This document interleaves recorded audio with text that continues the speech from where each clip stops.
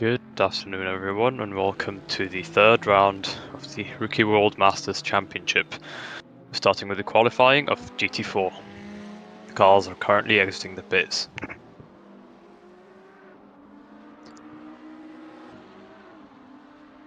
First car exiting the pits is the 232 and he's already going off track.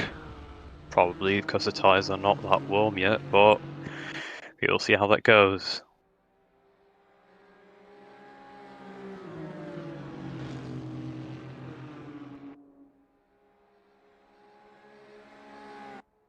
Now it's not really ideal to have that tight spaces at the beginning of qualifying, but we will see how things unfold.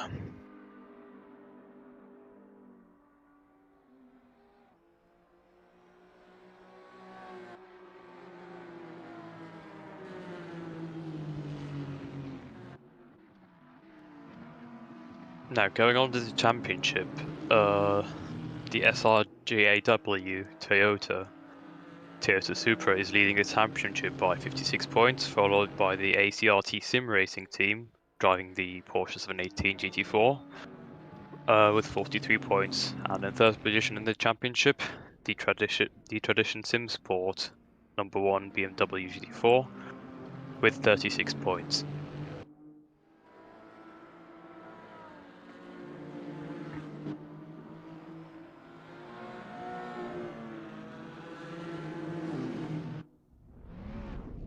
Now with the Toyota Supra finishing its lap. Setting a first time of a 1:57, though that is a warm-up lap and is not representative of the actual lap times by any means. So the first 20 minutes will be the GT4 qualifying and the second 20 minutes will be the LMP3 qualifying.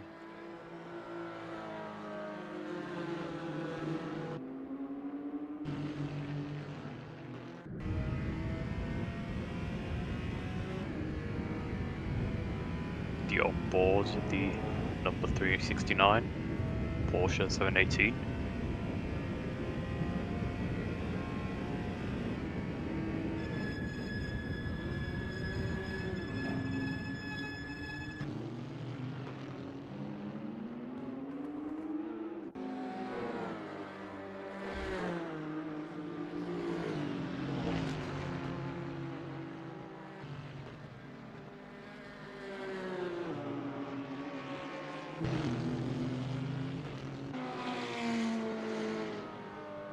And now spectating the current championship leader, the number 172 SRGAW Toyota Supra.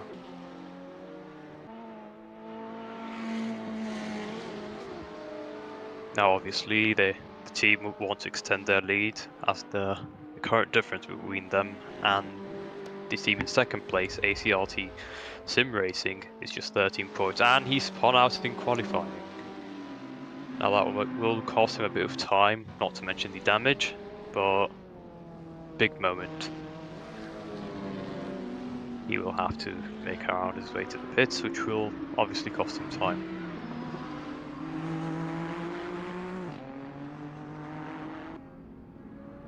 A bit of early drama for the current championship leader, and they will be hoping to recover. Oh, the number 369 Porsche Cayman has spun out as well, had a bit of a moment. Now he's obviously waiting for a safe rejoin, however the GT4 class is tightly packed in this qualifying, so he will have to wait a bit for the track to clear up a bit.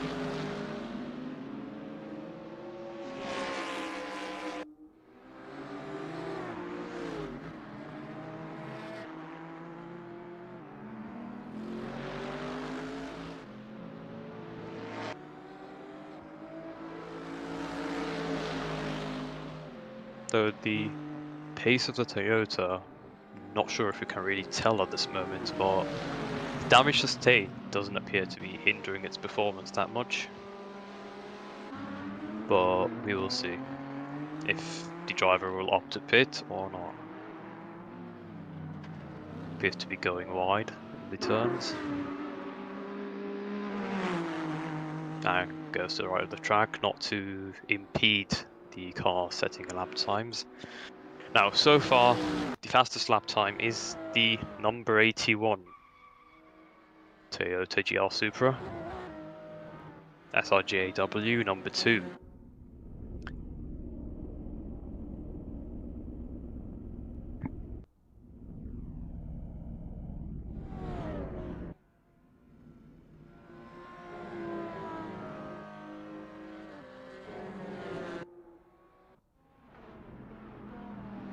Now, number 172 GR Supra doesn't seem to want to pit, and he's gone off wide again. This is not ideal at all, especially with the current standings. He will return to the pits for repairs. That is early drama for the championship leader, not ideal whatsoever. The second car of the SRJW team is currently on provisional pole with a 148.116, followed by the 939 Camaro and the M4 GT4 number 26.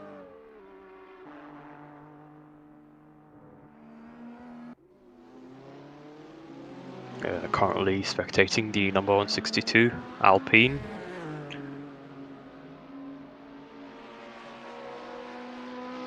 As you can clearly see by the lineup, the Alpine is not really the most popular choice. In fact, this is the only Alpine on the grid. However, we will see if their decision to pick this car will pay off or not. But so far they are in 9th position with 12 minutes to go for qualifying.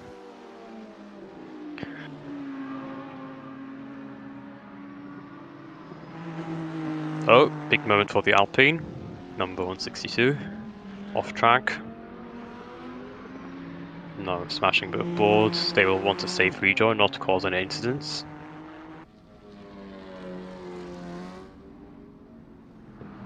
And the number 274 Mercedes jumps to 4th position.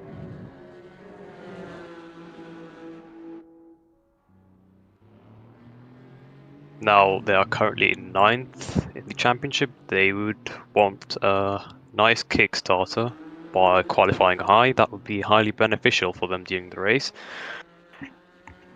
And the main team looking to capitalize on the incident that has hit the number 172 Toyota will be the number 232 ACRT Sim Racing Porsche Cayman GT4. They are currently in 10th position with a 149.481. They have set the fastest sector 1 of this round.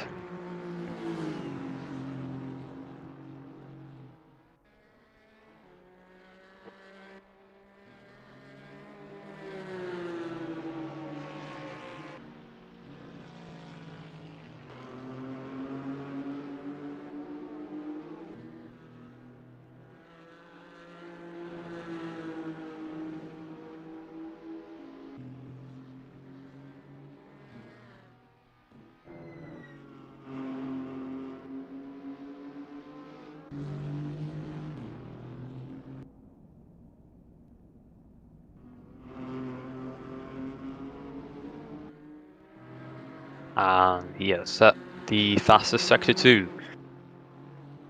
They appear to be very strong on this lap. Will he be able to snatch the provisional pole position? So far, the signs are saying that yes, he will be able to, if not by considerable margin.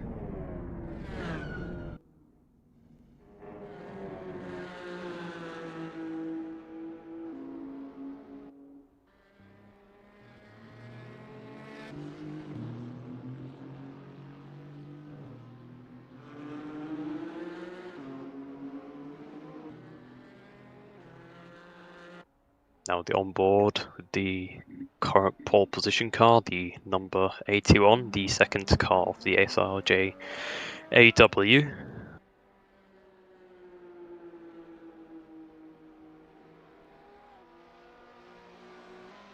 Not many lap improvements that we can see today. with 9 minutes to go for qualifying, though we are expecting such things to change quickly, especially in the last 5 minutes of qualifying.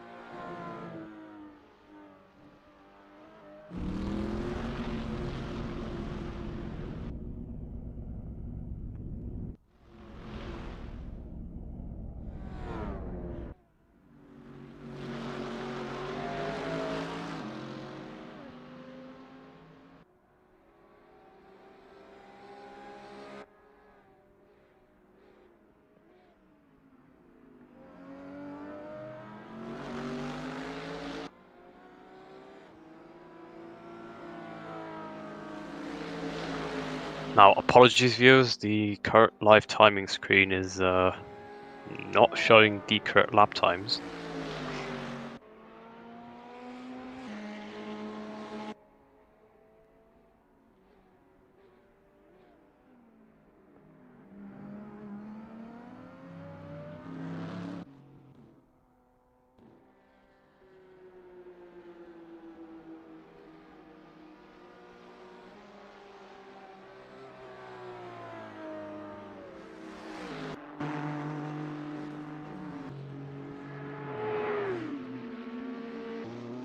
Okay, so now as you can see, the updated live timing screen with the number 26 Tradition Sim Racing BMW on provisional pole, followed by the number 81 Toyota Supra and the number 977 Audi R8. A bit slow on sector 1, with 7 minutes to go for the GT4 qualifying. Gone a bit off track, that lap will be scratched off. Nothing much to lose though, as this lap was not really the fastest. Ignoring the fastest sector 1, however, sadly that lap would be scratched. And we have a moment for the number 939 Chevrolet. Has had an off.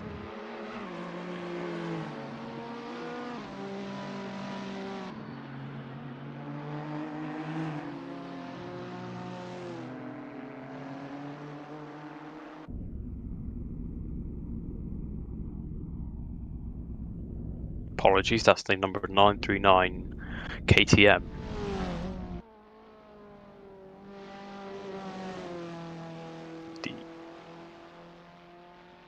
Who is currently in 4th, however not really in contention for the championship, unfortunately.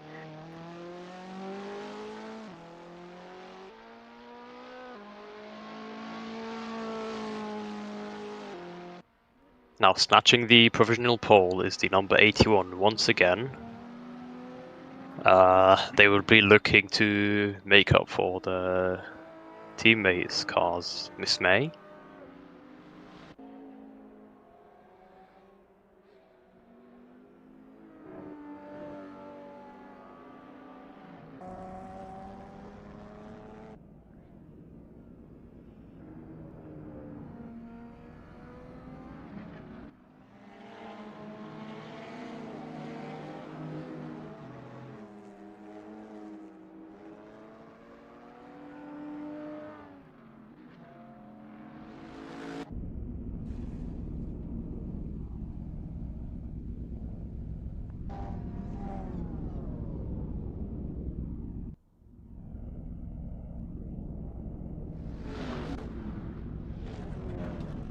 Now, as you can see, the number 81 pitting, presumably for new tyres for a flying lap. The KTM with another off in roughly the same position. And the number Camaro with a moment once again. A bit of a spin. the GT4 cars are not that easy to get the tyres up for temperature, if not to keep the temperature in the cars, in the tyres.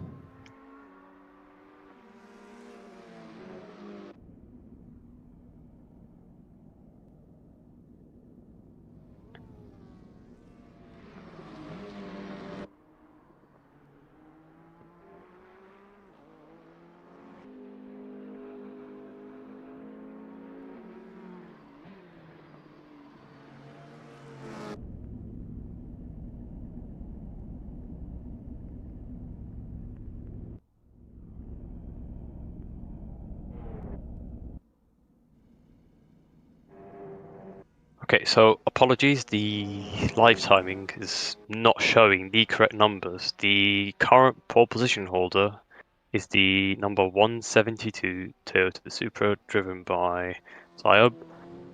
The current pole position followed by the BMW 026, that is correct. However, he is in the pits currently.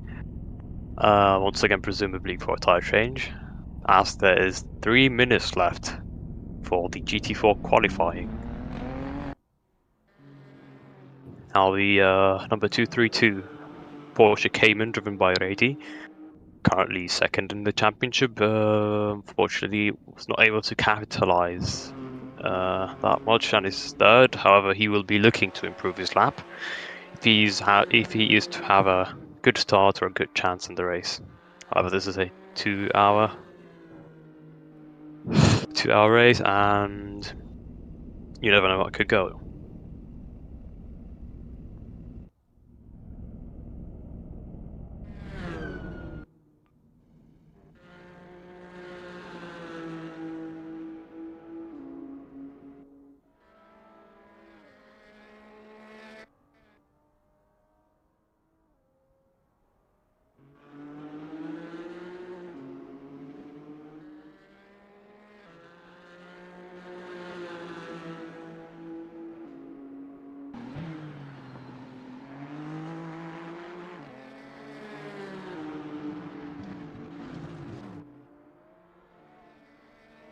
Now the number 232 with the fastest sector 1. Will he be able to snatch pole position from the number 172? With only 2 minutes left in qualifying, he might be able to squeeze in another lap, including this one. He is currently in 4th, and will this be track limits? I am not sure.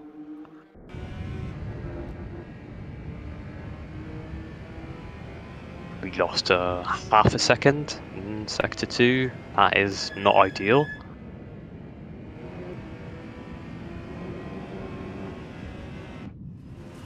We're on board with the number 977 Audi, which set both fastest sector 1 and sector 2.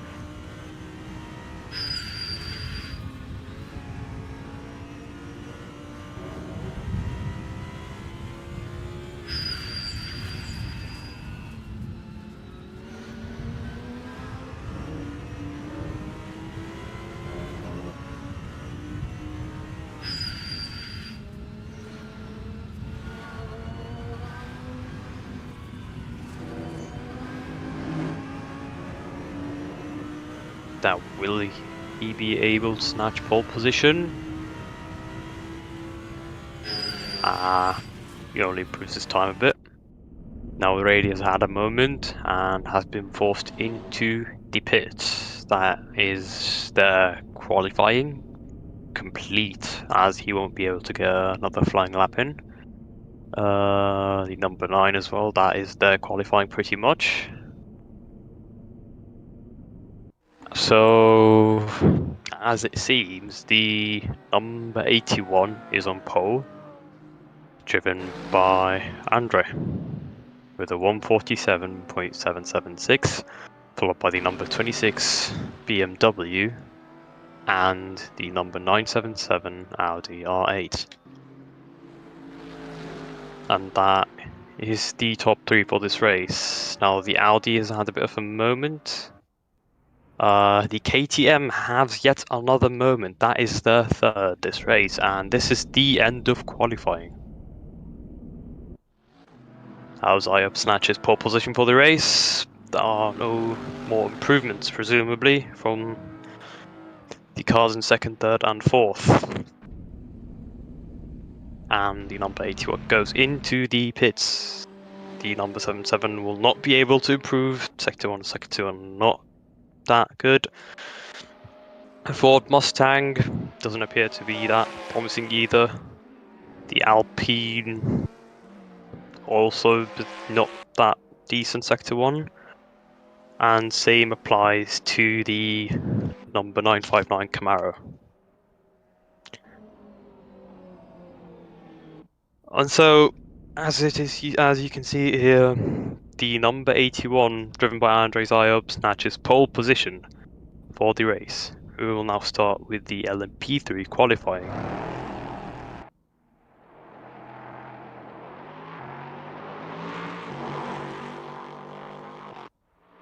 The LMP3's wasted no time getting into the track.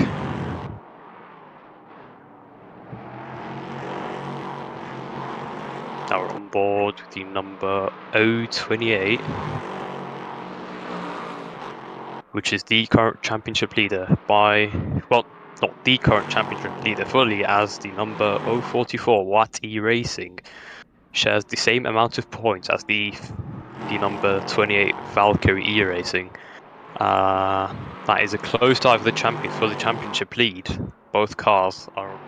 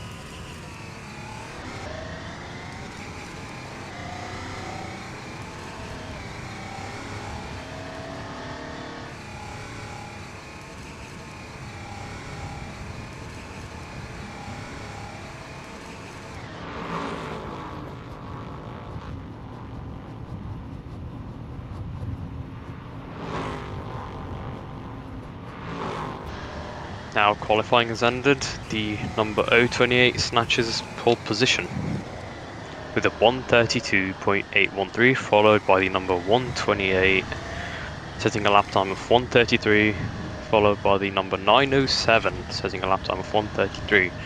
Number 028, driven by Kraus, Valkyrie Racing, has shown to be very dominant in this qualifying and deservedly attaining the pole position for this race.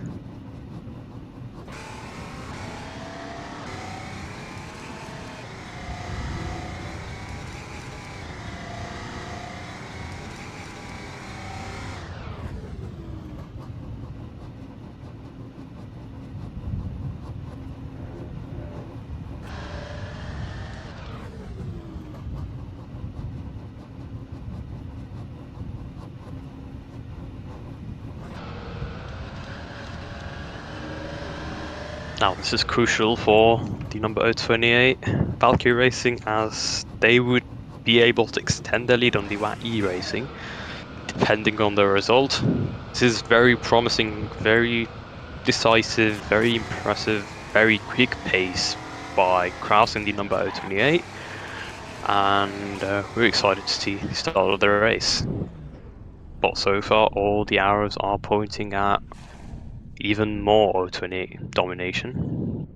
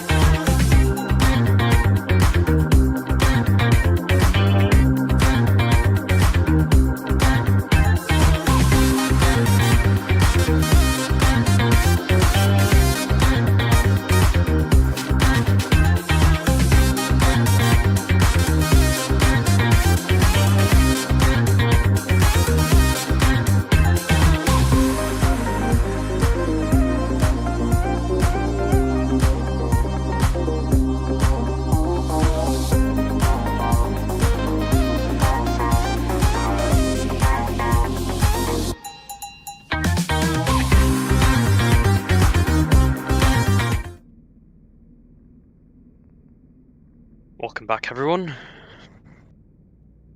We will start with the formation lap behind the safety car, starting first with the LMP3, followed by GT4 with the 20-second gap between each.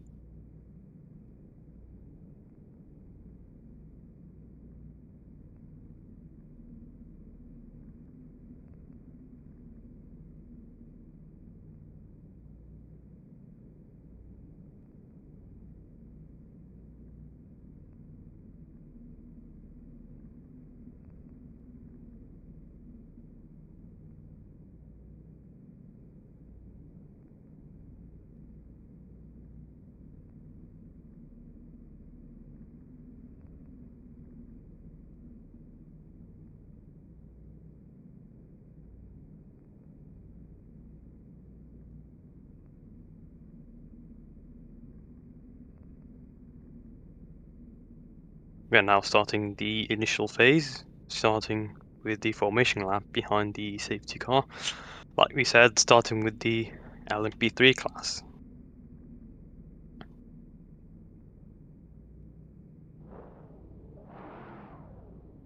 Now, as we have seen from a rather impressive performance, the number 28 Valkyrie E-Racing on pole position.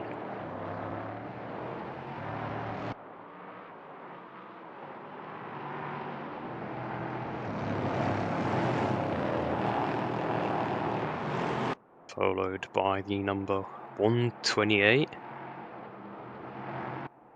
the number 907, and the number 024 for the top 5. Now, as we have it, the current standings, like we said in qualifying, the current championship leaders are Valkyrie E-Racing number 028 driven by Michael Kraus, followed by the 44 Watt E-Racing tied on points with the number 28, Adrian Bernard, and followed by the number 23 Watt E-Racing once again by Sasha Gerards with 46 points. These are the top 3 as of now.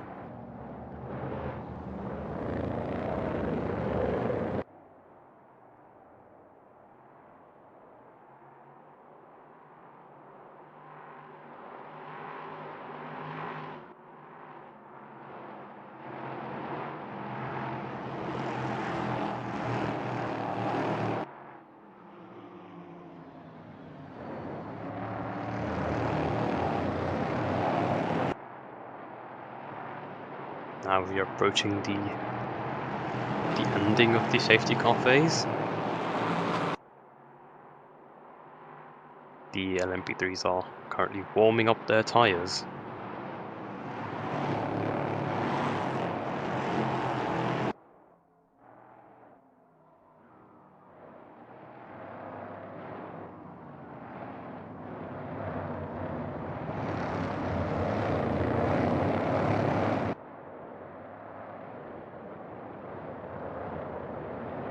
Now we're approaching the final turn.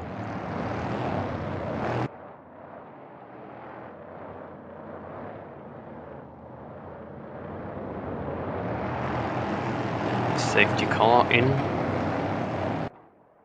And now it is up to Michael Kraus in the number 28 to kickstart. Bit of a mishap on the position, if I'm not mistaken, and like that we go. Excellent kickstart from the number 28 as he starts to pull away. Starts to pull away from the cars behind him. We could see a bit of chaos ensue. Various lockups.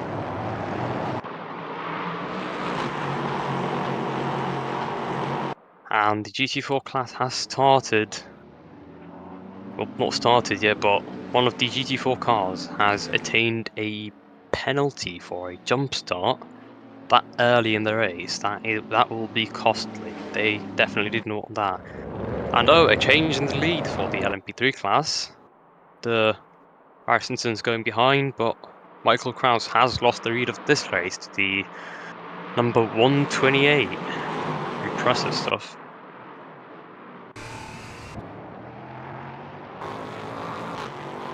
Now, not only that, the number 128 is pulling away. Michael Kraus is falling behind. He's now third, as the number 24 has overtaken him. That is not ideal for Michael Kraus. He appears to be off pace in the race start. Quite contrary to what we thought. In qualifying, perhaps he's struggling with the tyre temperature.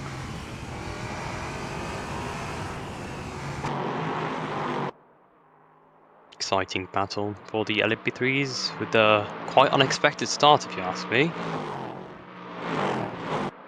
They are still yet to encounter traffic roughly in 5 to 10 laps. Not really sure. And now the Toyota GR Supra number 81, driven by Andrzej Zajob, maintains his lead. In fact, he is pulling away from the rest of the competition. The number 232 Porsche 718 Cayman will want to recover after that unpromising qualifying. We've had an incident with the number 026 who's had an off. He's falling behind drastically, unfortunately. That is not ideal. He's qualified second, now he's at the back of the field. That is gutting. Surely he'll be able to recover though, but positions that is not ideal. However, it only has made his job a lot harder to recover. Now, we've had an incident, I believe. With well, Michael Kraus has fallen behind. Lots of positions. Appears to be an incident between him and the number 24. The number 470 has had an off-track. Lots of incidents happening quite spontaneously, may I say. 470 has gone off track. Now the number 28 has an almost uncontested lead so far. That is not ideal though for the championship leader, currently in 10th position. Now that's a bit of card mixing we didn't expect. We expected Michael Kraus to pull away in the race, which appeared evident. Oh, he's had an off again. He's being punted off track. Bit of a... Not sure who's to blame on that. That is... Sadly, we cannot have replays of this, but almost seems as if Michael Kraus for some reason had brakes and they got collected by one of the LMP3s. That is not ideal whatsoever for the race leader, for the championship leader, the former pole position holder. However, the number 128 has seen this as an absolute win and is currently pulling away the 128 Tiger Motorsport in 12th position. That would be an impressive jump back from the last couple of races. Now, the GT4 number 959, which had the jump start, has now cleared his penalty. The LMP3 is now finally countered traffic on the third lap. The first of the traffic-ridden journey. Now, driving in traffic is really not that easy. It's easier said than done, with the the various different interface of the cars.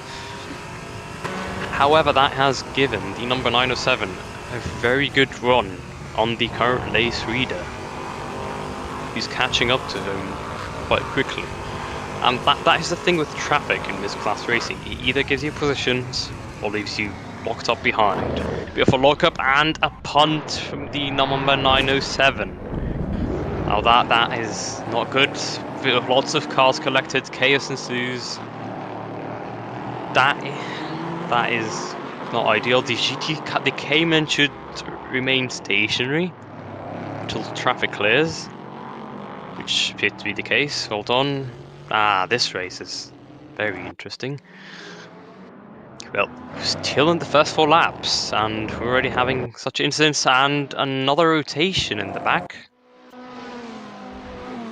That is a race. That is a race, alright. A bit. Okay, that is a lot of chaos. It's just too much to keep up with, honestly. That is very unfortunate. However, the racing must continue. Ignoring the various incidents we're having.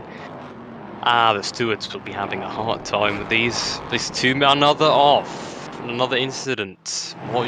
This race doesn't seem to be clean at all, and had another. That's a bit of a dive bomb though. Potted them off track.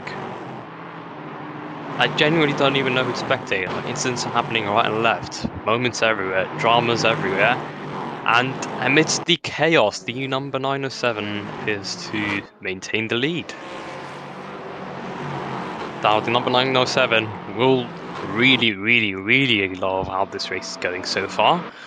The number 907, driven by Michael Madalena, ACRT Sim Racing in the Ligier chassis. Currently 6th in the championship with 20 points. That could propel him to top 3, if not the leader of the championship so far. Bit of lockups there from the LMP3s. Now, unfortunately, the Alpine has pitted. Not sure if that was incident motivated or not. He had served a penalty. He's been disqualified from the race. The Alpine has been, unfortunately, disqualified from the race. The Chevrolet 858 Camaro has cleared his penalty. Stop and go 10 seconds. And the biggest heartbreak, the number 28 Michael Kraus, unfortunately, from hero to zero. Now, it wasn't his fault, I'm assuming. Sadly, he qualified in pole position, but drama happened and he's knocked all the way back to 12th position.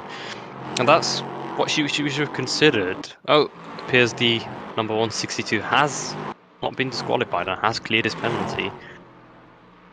Not sure what the case really is here. Bit of a moment for the number 023 driven by Sasha Gerard in 12th position. Should be recovering. He is currently behind Michael Kraus. Michael Kraus is making his way. He's cutting through positions like a knife. He really wants the recovery.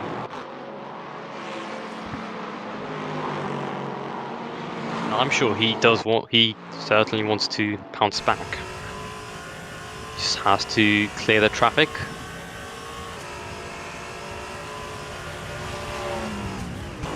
Now a close battle here, the number 24 and number 39.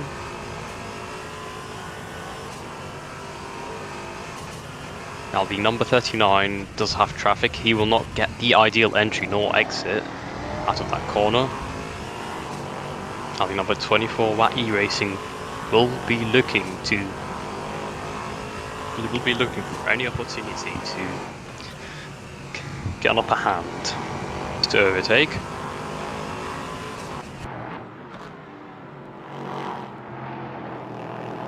That is not a sight you want to see in your mirror.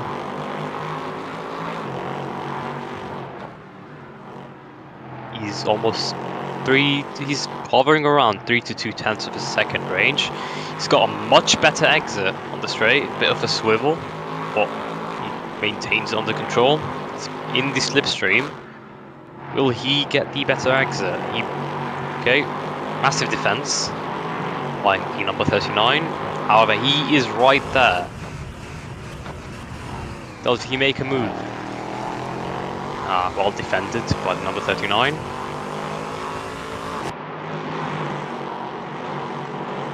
He really wants that position, the number 24, driven by Watt-E Racing. He's seemingly edging. Will he make it out the outside? Tight wheel-to-wheel racing, contacts. The braking zone will be a bit hectic. Various lockups, that could have ended worse, however, and he's lost position. The number 24 has lost a position to the number 310, who has taken advantage of the ongoing battle. With the number 39 pulling away, the number 24 has now lost more than what he could have, and he's been punted off track. That is not what you want to see. That is not what you want to see whatsoever. That is even more drama. That is heartbreaking for the number 24. Not ideal, quite unfortunate. Now the number 75 lets him pass. I'm assuming that's where the contact ensued. The number 75 driven, the team driven Diavolo Corsa. Quite unfortunate once again for the number 24. Now Michael Krause is a man on a mission. He really wants to recover. He's currently in 8th. And as we recall, he was at the absolute back of the pack. Now he's making a return. He would really want to take advantage of that lockup by the 128. He's seemingly gaining on the 128. The less than 4/10 of a second. Well, increasing now. He's not gotten the best of runs out of the corner. Yet he is going for it. He wants that position back. Oh, we've had a bunch of DNFs for the GT4s. Lots of drama in the GT4 class. Having traffic to battle by. That will obviously be beneficial for the number 28 if he manages to get by. The Camaro goes wide off track. The Camaro made a bad return. Punted off, unfortunately. The number 310 had an unfortunate incident. The Camaro. That is unfortunate, but even better for Michael Krause, I guess, who has taken advantage of that incident that happened involving the number 310. Unfortunately, the number 310 has been sent down. An incident for the number 067 NGS E-Racing McLaren, who's had a bit of a moment. Not sure if he's spun out or that was of his own fault. He would want to rejoin safely, not the best position to rejoin, but the traffic appears to have cleared and he has rejoined. Pulls away to the right, off the racing line. Now Michael Krause once again looking up to make more positions. He's right at the tail of the number 128. Will he make a move? He does, seemingly. He has the outside line, the corner. Will he make it? It's tight. He's got the inside, but the number 128 has sacrificed the run. Possibly not the best exit for the 128. If not, I think it is the better exit. He's still gaining up though. He's not letting that go. Fortunately, the 310 has DNF'd. Oh, he's gone wide. He's gone wide, and Michael Krause does not hesitate to pounce in, take advantage of the error. Excellent driving, blocks the inside, defends it. What an overtake, excellent driving by Michael Krause once again as usual. The next target for Michael Krause is the number 039. Now, I believe the 039's run was compromised by the GT4 traffic. And will he go for a move? Will he make it? He has the inside. He has the inside. Will he make a move? He does. He makes a move, and he is 5th. Michael Krause is simply slicing through the entire field. And he is taking no prisoners in his journey. He's now 5 seconds away and closing in on the car in 4th position, the number 82 Valkyrie E-Racing. Now moving on to GT4, we can see a battle between the number 50 ASF Racing, being chased by the 369, came in a bit of contact there with the LMP3.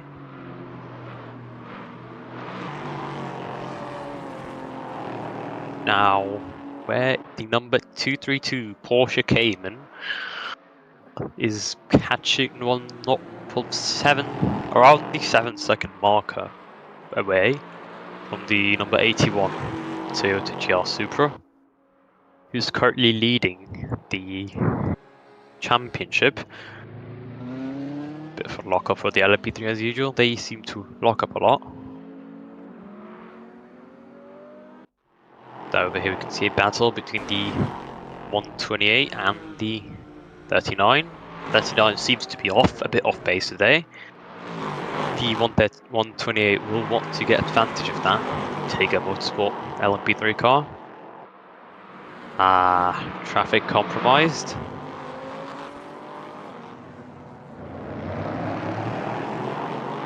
And will he make a move? Michael Kraus appears to have lost a bit of ground. Traffic, presumably. He will want to recover though, pull a gap. Ooh, goes to the inside. Does he make a move? He makes an overtake. Will the number 128 take advantage of that as well? We will see. He does have the inside line. Does he have the run though? Seemingly does. No, Michael's simply too fast. He goes for it, blocks the inside. Defends a position. He's currently in 6th. It's very, very, very tight battle over here. Well, lots of tight battles all over the field. We simply do not know which one to watch. Now, as we can see, Kraus is pressuring the number 39, driven by Nathaniel, to make a mistake. However, that does not seem evident. Oh, a bit of a contact, and the number 39 has spun out by Michael Kraus. A bit of contact. That is something we do not want to see. We will see what the stewards have to say about that. Not sure what my verdict would be. It's not quite clear. However, that is another position gained. However, in the process of that contact, he has lost position to the number 128. That battle seems to have stabilized with the number 128 pulling away. Now this battle is for 2nd position. The number 96, Diavolo Corsa, chasing the number 29. Once again, a closely tight battle.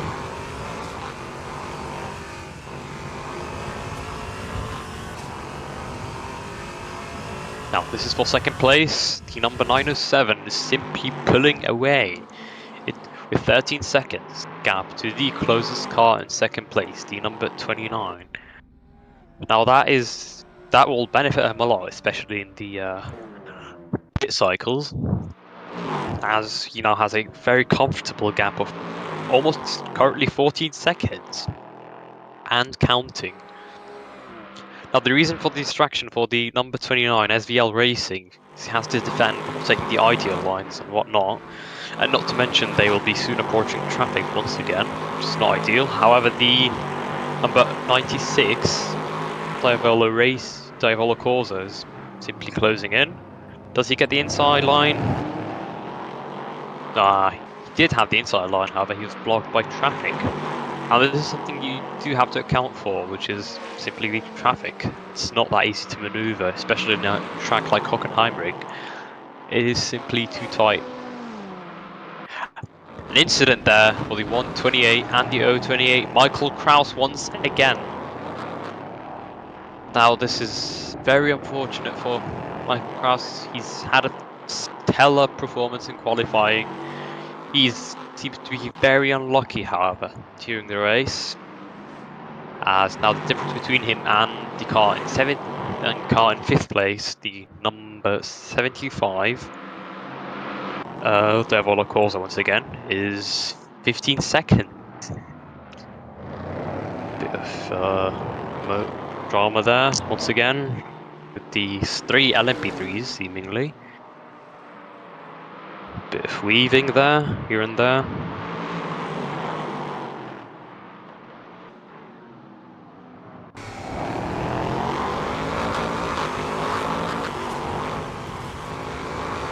Very tight battle over here. Oh, that was a bit of a cheeky move there to close in. Does get the better exit. I'm not sure what that was. A bit of dangerous braking there, as that could have gone wrong had Kraus changed lines. Fortunately, that was not the case. Kraus's tracks is blocked by traffic. His exit has been compromised. And the battle seems to have calmed down. The ongoing battle for third and second is still ongoing. Doesn't seem to end.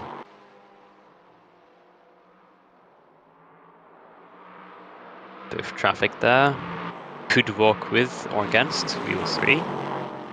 So far, against neither. The 96 would love to make that position though. Second place. Very tight battle. However, the difference between first and second, the 907 is still pulling away. That battle for second and third is losing them so much time. That 907, driven by Madeline, is simply pulling away in the ACRT sim racing. He is simply uncontested. Now, so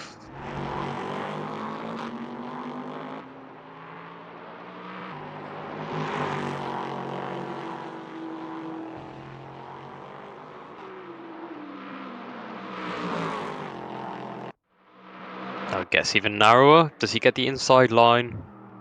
He does, but does he get the exit? He doesn't. Fortunately, he wasn't be able to get deep enough to make the move. He does have the run though. He does have the run and the slipstream and the inside line. Does he make a move? Well, seemingly he should be able to make it, though whoever's braver on the braking will have the reward, and he seemingly makes it.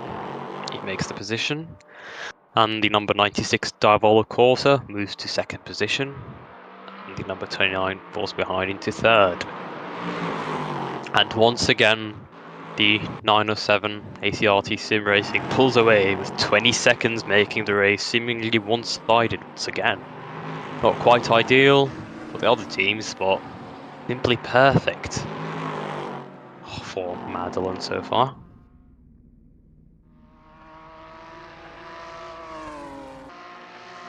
Now on to GT4. This field seems to be a bit divided at the moment. The closest cars being the BMW 26 Tradition Motorsport, driven by Romiano, chasing the 396 Audi with the Exordium Racing.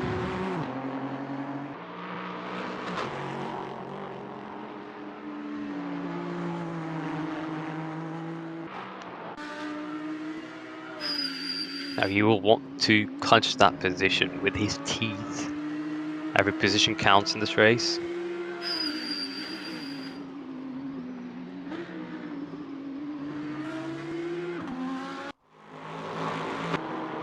Now currently Michael Kraus is on the nose of the 128 once again. These two really do love to battle. Doesn't get the best exit though, with an early dive.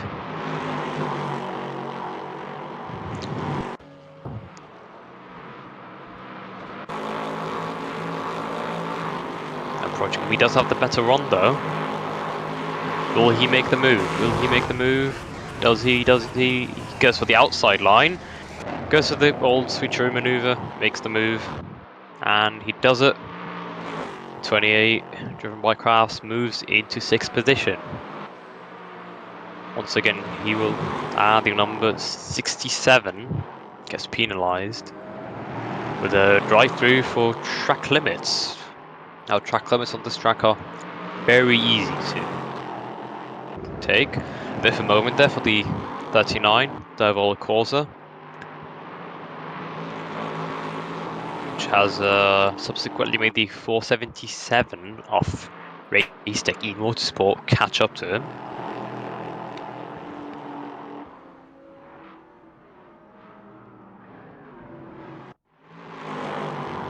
Back again to the battle between the 28 and the 128. 28 has the better exit, with the traffic Camaro blocking the exit for the number 128, seemingly compromising his exit. Bit of a lockup once again.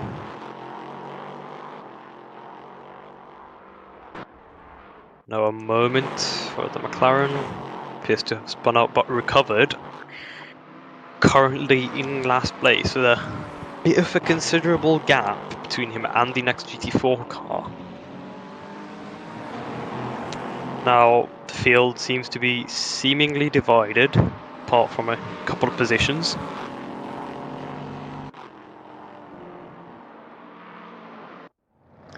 With the number 81 Toyota GR Supra with the cheap sim racing appears to show total domination on its field with a gap of 8 seconds, 9 seconds now and counting.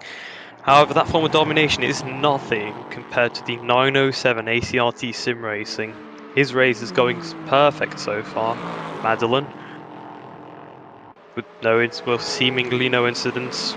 Impressive consistency, and the battle between second and third had simply distracted the two drivers, the 96 and the 29, to basically form a gap between the two.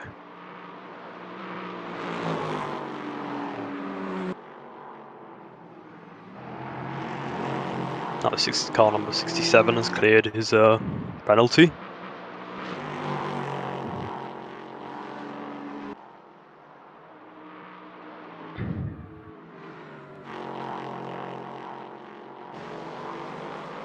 And the battle between the 28 and the 128 has finally had a halt, as the gap between the two now is increasing to over 2 seconds.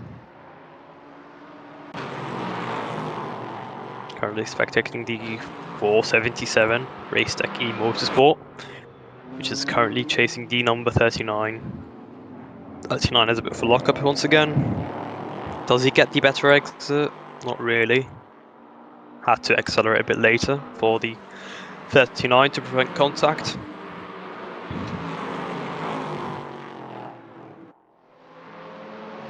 Now the KTM 939 IRT Italia Racing team is gaining up on the Ford Mustang rather rapidly.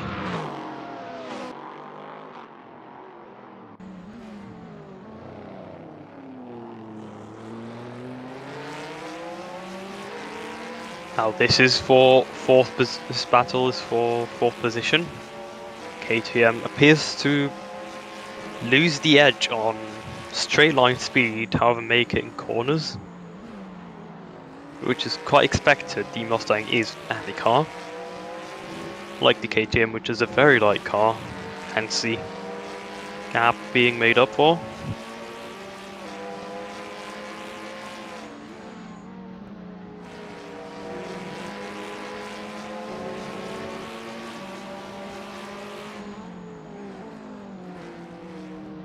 Now back to the overall standings.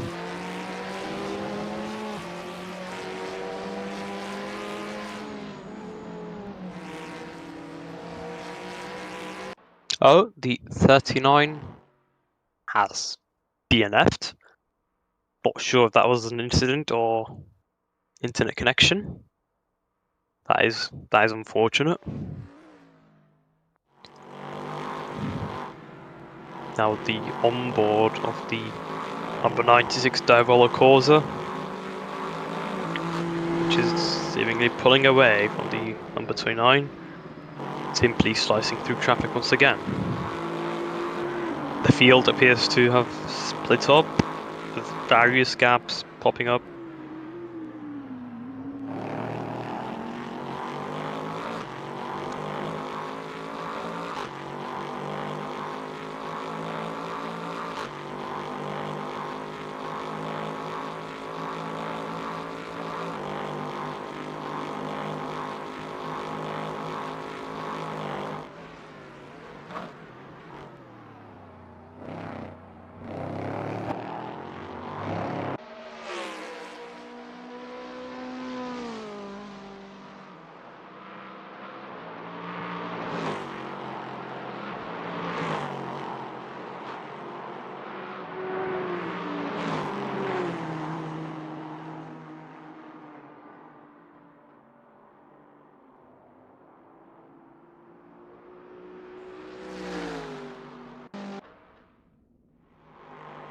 we have the 223 Aerolab Ford Mustang approaching the number 274 Mercedes with a rather decreasing and increasing gap. The gap is hovering. A bit of a moment for the 939 KTM, which we've seen spin out a bunch of moments during qualifying.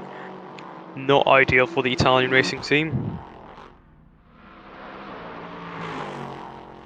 Lost a bit of ground as well, and is now being chased by the 396 Exordium racing car, the Audi.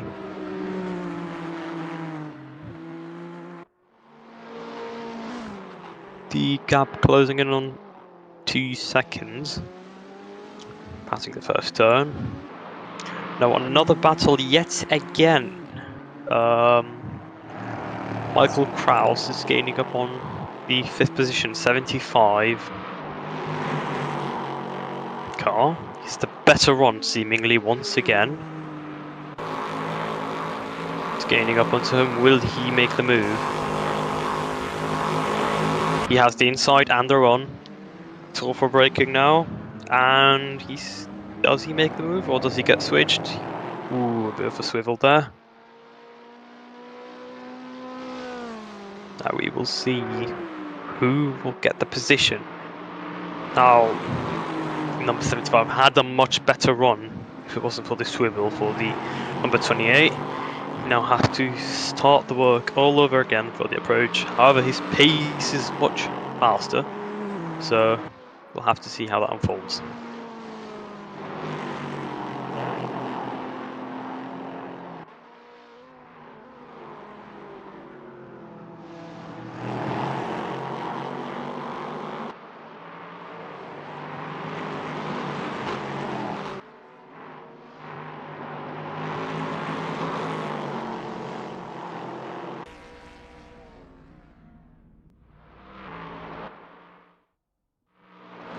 Michael Kraus once again is trying desperately to make up ground.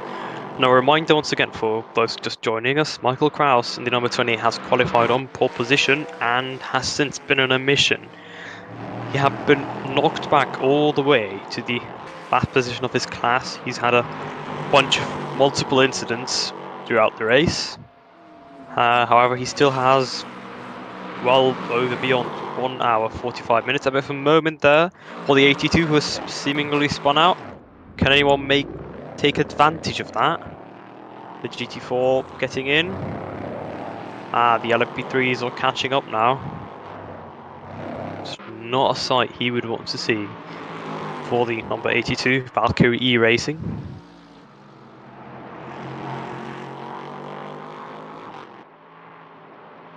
Gaining upon him is the number 75 and the number 28, who are very quick in these corners.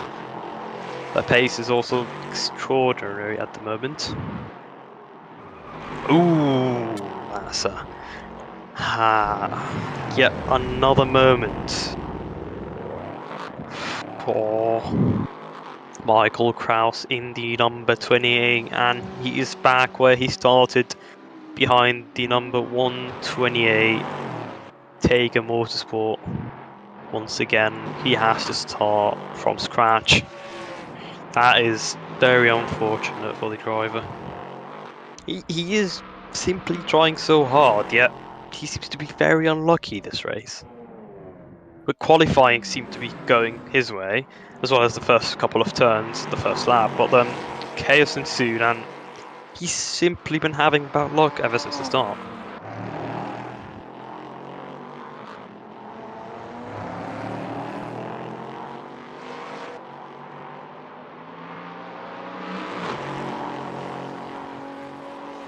Now a battle that appears to be reignited from second and third once again.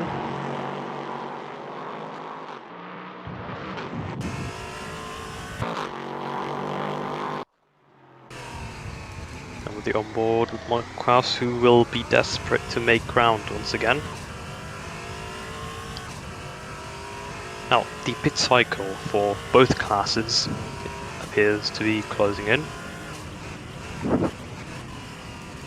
the stint time for both of them should be well around 15 minutes, but that could change depending on whether the team was doing fuel saving or not. However, not expecting anyone to have been doing that, as everyone seems to be very quick this race. The number 67 once again gets a drive through for track limits. The McLaren appears to be hard to handle and hard to keep within track limits, unfortunately for them. So they get yet another drive through. Oh, the number 24's had a bit of a moment again at the end of the field, unfortunately. Not really lost any positions, just lost ground, however, to the number 477 car. Number 67 cleared his drive through for track limits.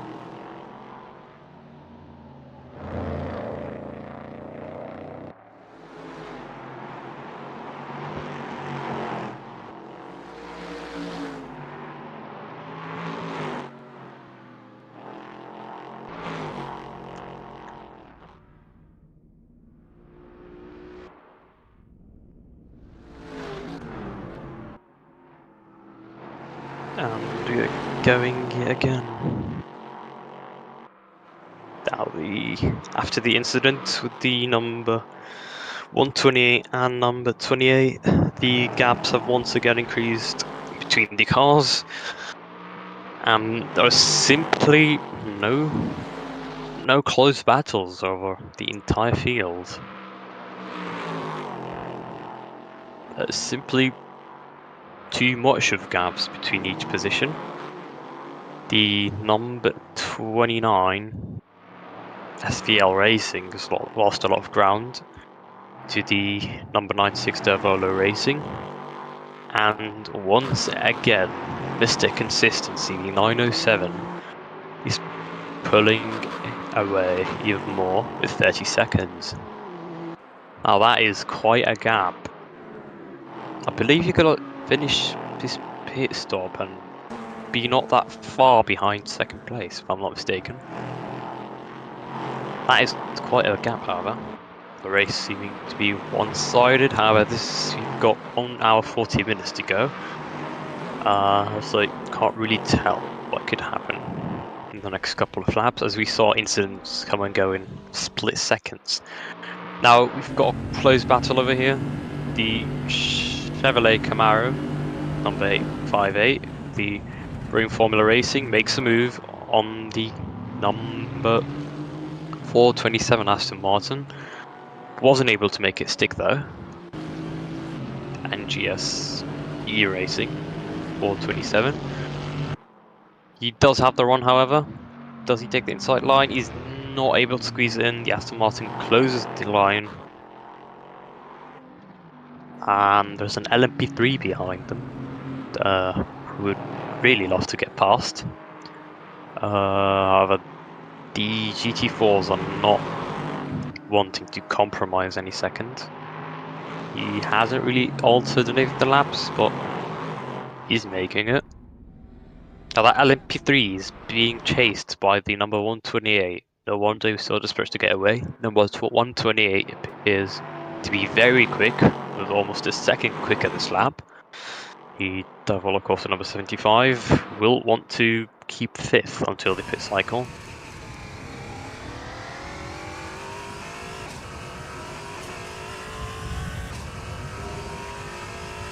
Now back to the battle in GT4.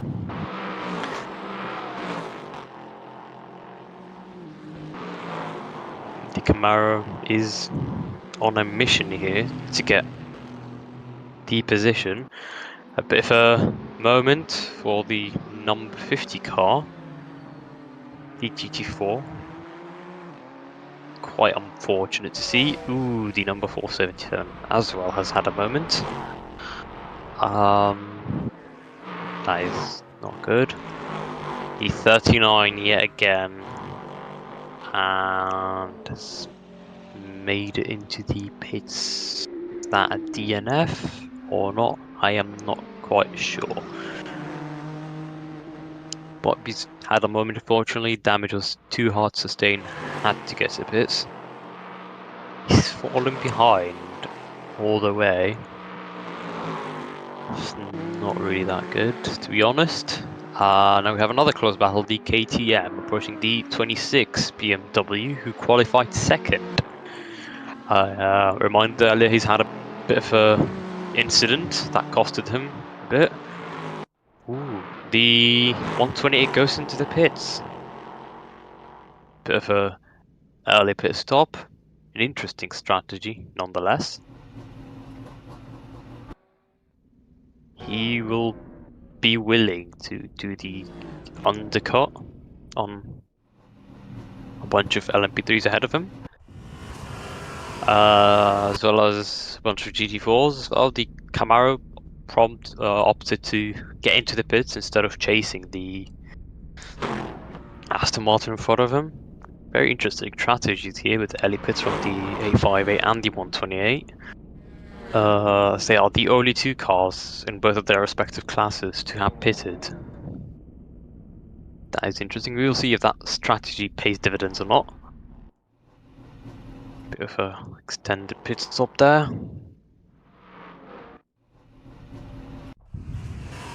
Now back with Michael Kraus, who's more than happy to make the position of the 128 who has pitted. He is currently chasing the number 75. Bit of traffic could have compromised his exit.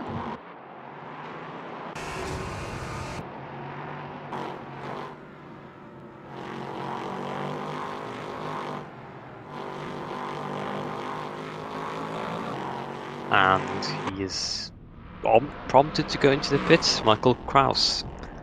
The 128 still in the pits, however.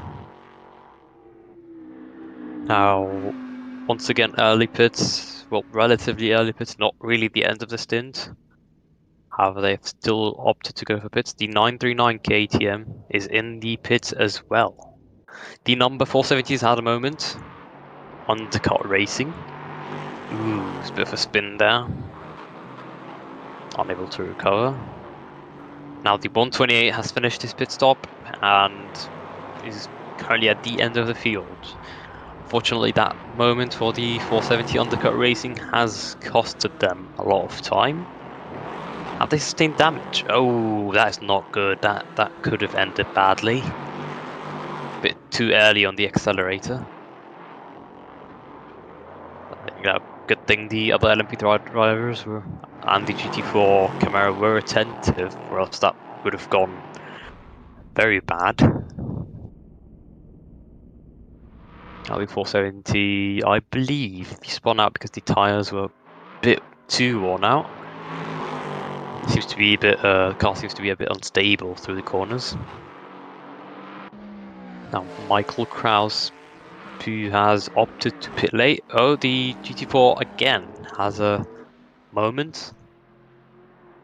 Bit of drama for the car on the race.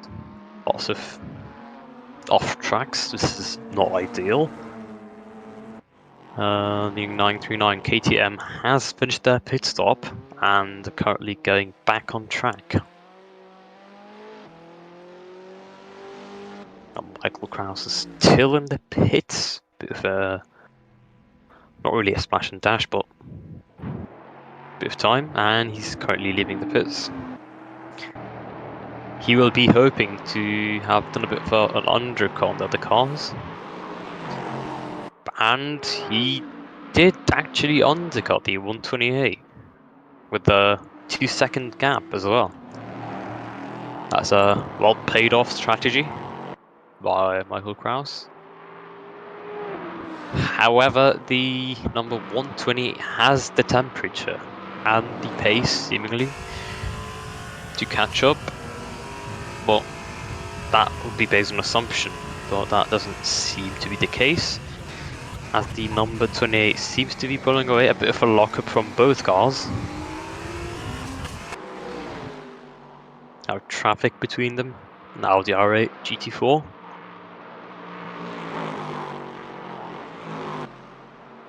The leader is still yet to pit. Perhaps he is increasing the gap the gap was started off at 20 seconds, 25 seconds, 30 seconds. Now it's at 35 seconds.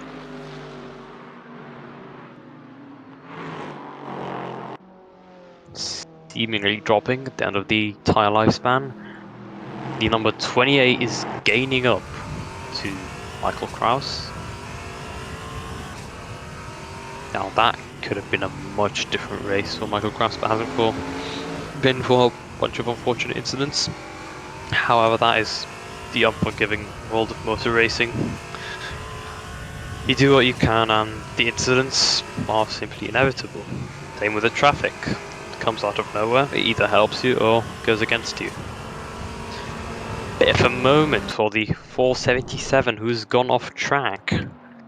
Now, the reason why you can see a lot of cars going off track is the tyres do not have the same grip they had at the initial phase of the race. They're way past the peak. In fact, we should see all the cars pit now, or the other cars that haven't pitted. The leader, the 907 ACRT Sim Racing, has pitted.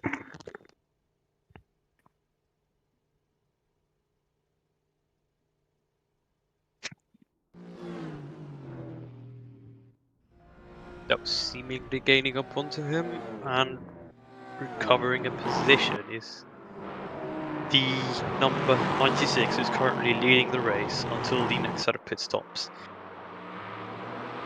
Now we will see whether that has paid off or not. The current leader is now falling behind. Will he be able to make it out for the last couple of cars? We shall see. The number 81 GT4 gets a drive through for track limits. Lots of track limits today, as it seems.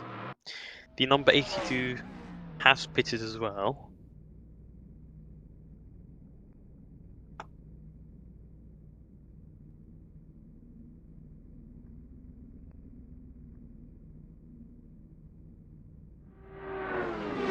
Now we're simply waiting for the leader to get out. The leader is still in the pits currently.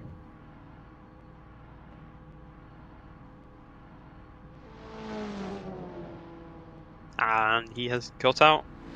Will he be able to get out before the number 24 LMP3? Is the real question. The number 24 makes it. Despite the skin of its teeth. However, these cars are still yet to pit. The leader comes on 5th position. And he should retrieve his lead once again after the cars finish their pit cycles.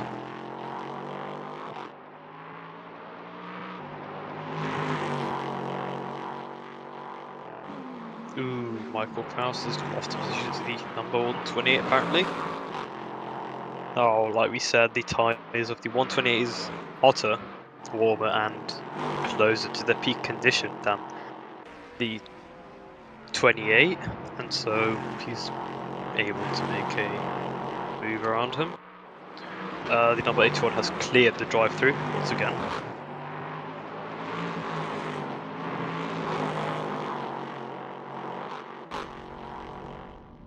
Now we're approaching the halfway mark of this race.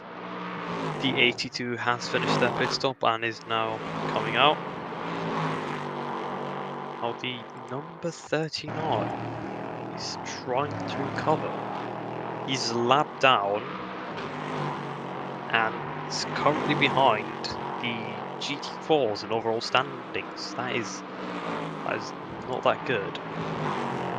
Not ideal either. I mean, to be fair, they did have the set of setbacks.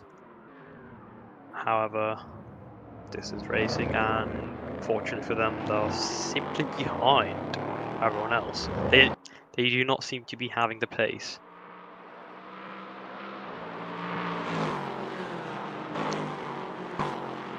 No, Kraus again,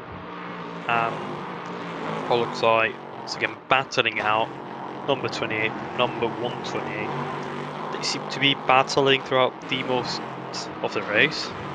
Very exciting battles, bits of incidents here and there, but at the very end that is racing.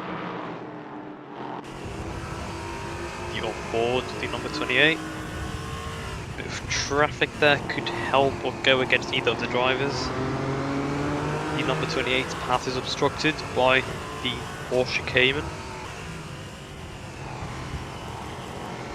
The leader for GT4 has just exited the pits, leaving the number 232 Porsche Cayman for the lead.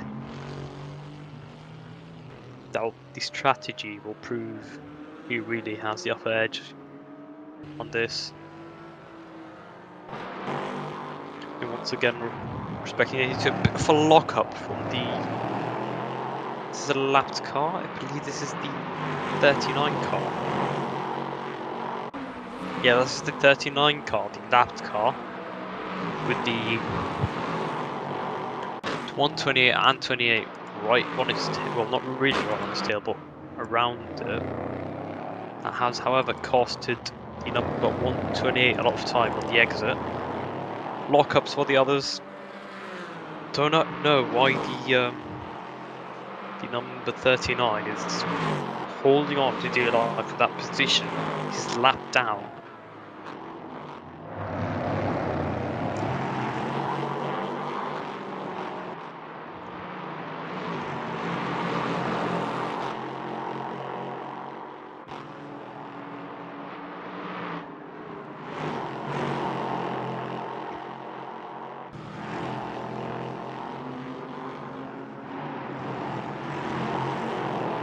After 128 has overtaken the lapped car, however, that has put a setback for the number 28.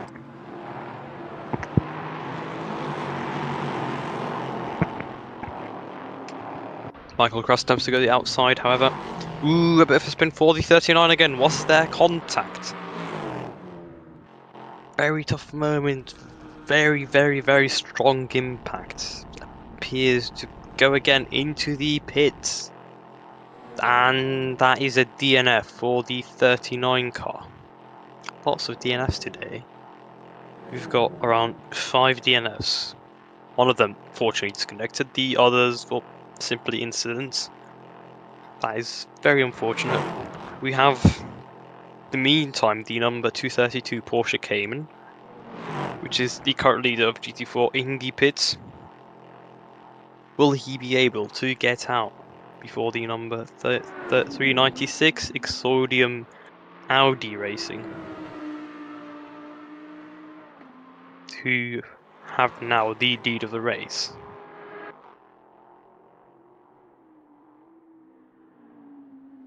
Oh, the number 26 BMW DNF'd, appears to have disconnected or so. That is weird. And rather unfortunate, to be honest. The current race leader is currently in 4th place, having made up a bunch of positions.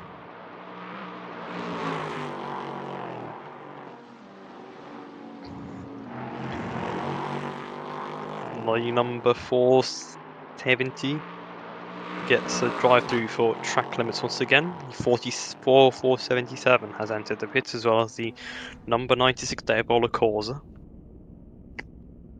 The number 75 opts to stay out.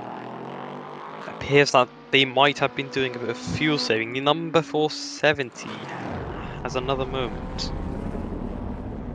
I believe they had a drive-through as well. That is not ideal whatsoever. Tyres are very worn out, I'm assuming. It's 2 minutes 32 seconds behind the closest car. The number 96 pits, as we said, in the pit lane, and the number 907 recovers onto 3rd position.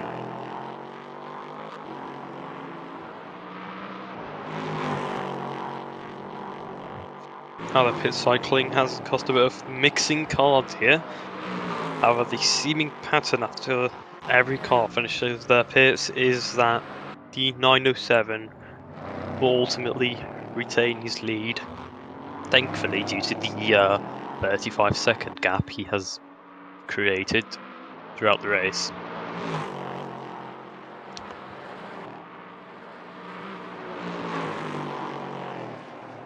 Now the number 26 finishes his long pits. Apologies, they did not DNF. I believe they were switching drivers, if I'm not mistaken.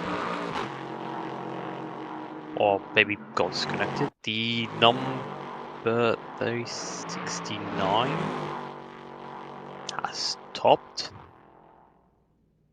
I believe they're serving a penalty.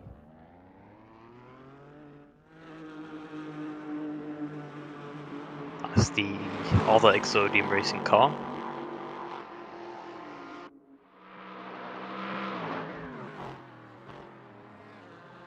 Now the other car is having a much better day, being in second position. Now the Toyota GR Supra retains his lead, seemingly with a bit of a gap between him and the 232 Cayman. A gap of 10 seconds, so there hasn't been really any undercutting. The number 907, the former race leader and the leader after the pit cycle, is now chasing the number 24 car, which is still yet to pit as well. So the number 907 should not be taking any risks to be making an overtake that early, as the car will still have to pit eventually. However, the driver could have other thoughts, we will see.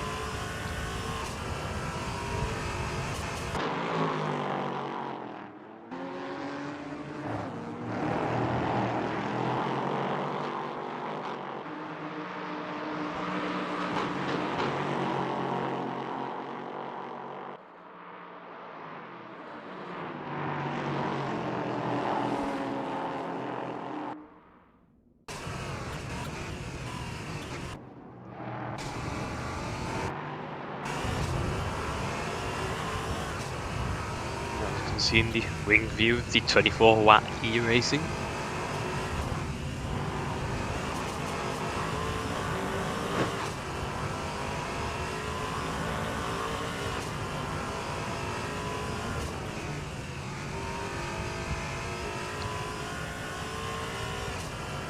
This car is currently in in 5th position overall in LMP3 with 26 points, and hence every point for these cars will count. So they want to make every single advantage they can take care of. The 369 has cleared the penalty, and a bit of a lockup once again for both cars. Now there's a bit of a battle over here for LMP3, the 128, the 75, and the 82. 7th, 6th and 5th battling each other. They're well under a second of each other, and I am sure the number 28 will love to get a load of this. Unfortunately, he doesn't seem to be gaining up. In fact, he seems to be falling behind. The battle still ensues, with or without him. The 128 is gaining up onto the number 75. Getting closer and closer into the slipstream. Will he go for the inside or outside? Nice move by the number 128. Quick decisive thinking. Will he keep the position though? Does he get the better run? He does. And he gets to keep the position. And the number 82 pulls away ever so slightly.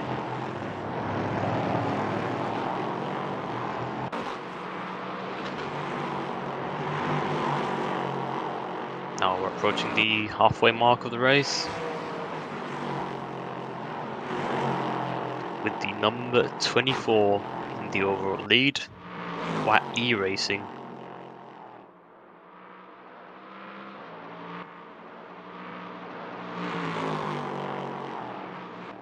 Seemingly holding on to the lead. Will they have to pit though? Oh, the question is, when will they have to pit?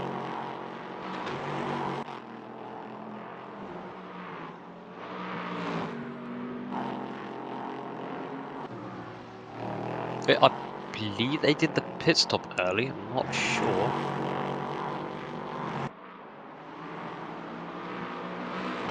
As they are... yeah, I believe they did the pit stop early, the number 24. And hence they've got around like 2 or more so laps. But they are putting up gap on the former race leader. Which is very, very good for them. And good for us as viewers, as it adds more spicing to the race. However, when the WAI racing car eventually has to pit, I mean, that could actually play right into their favour on the second run pit stops. But we will see how that pays off. But they're currently out of sync with the other cars in terms of pit stops. They are 31 laps on these tyres.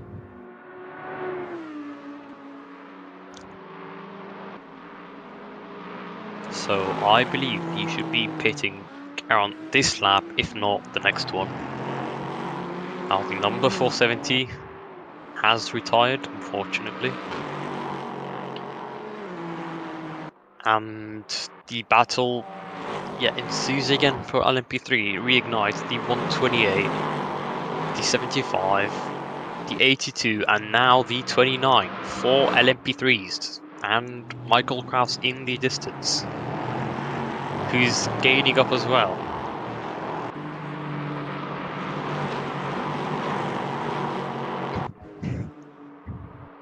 Now the number 67 got penalised yet again for track limits.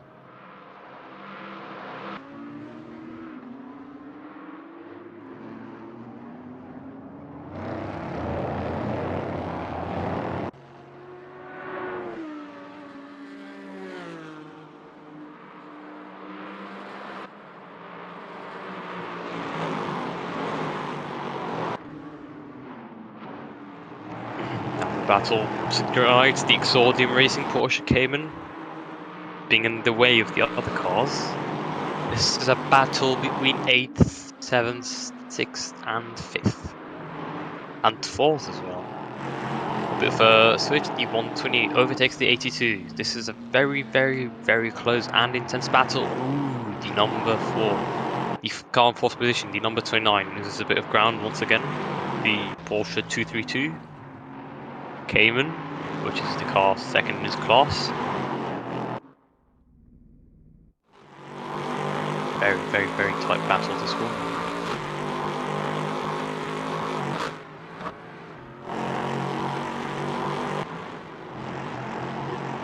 Board with Michael Kraus, who has retained position from the number 82. What has happened there? Michael Kraus makes 2 positions, he is now on 6th, chasing the number 128 once again. These two appear to really like each other in terms of racing. Rolls wheel to wheel, goes behind each other. And he makes a move on the number 1, bit ambitious move the 128 does. Has a lockup, falls back once again, that gives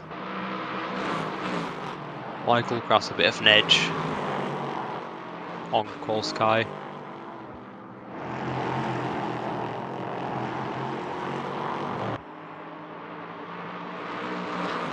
Now the number 128 Kaloxai, apologies, is now 4/10 of a second. Ooh, a bit of traffic. Does he make the move? Bit tight. Does get in. Will he get the better exit? Oh, the number 28 as well wants a piece of that. And once again the battles between 8th, 7th, 6th, 5th and 4th. This is very, very, very tight 4 positions. That are very, very close to each other. On the straight, gets the better run. Who gets the slipstream? Who gets the better run? Nobody makes any ambitious moves on the other. Well, we're getting in a big braking zone. We will see. Ooh, Michael Kraus gets the inside. Does he make a move? He does. Will he make another overtake? Does he get the exit though? Yeah, compromises the 128's exit, makes the move, makes the position. Does he get another position? Does he get the number 29? He has the inside yet again. So does he go for a move? Does he... weaving there, defending.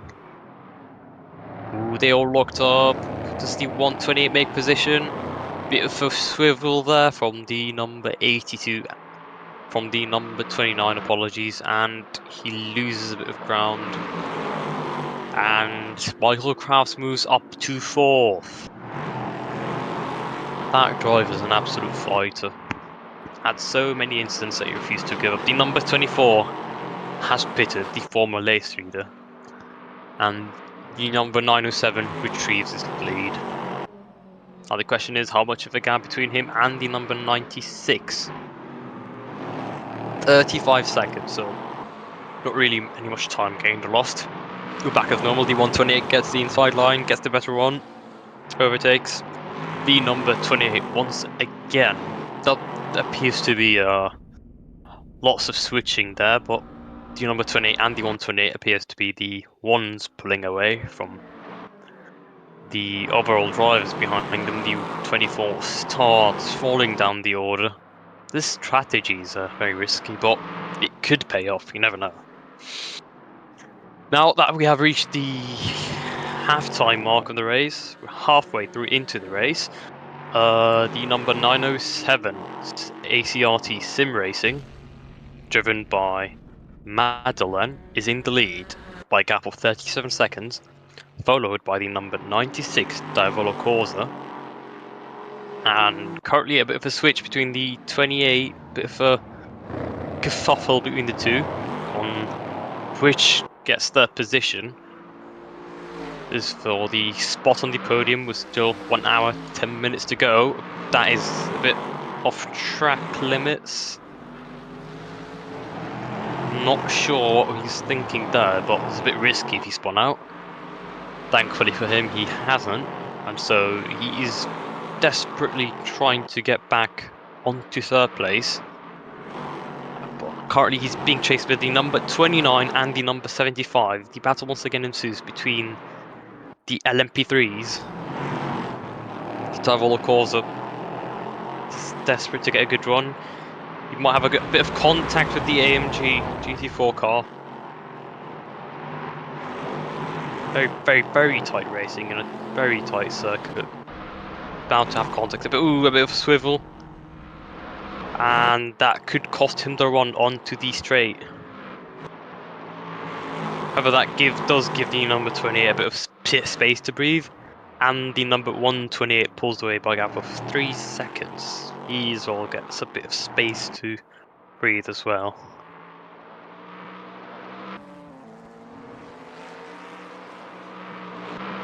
Now back to the battle for 6th and 5th.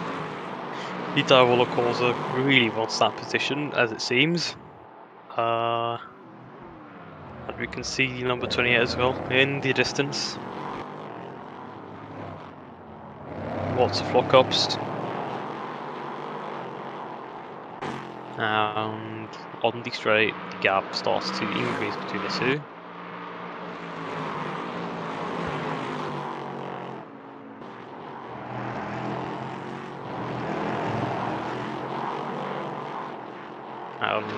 I suppose that is the battle is seemingly calming down now.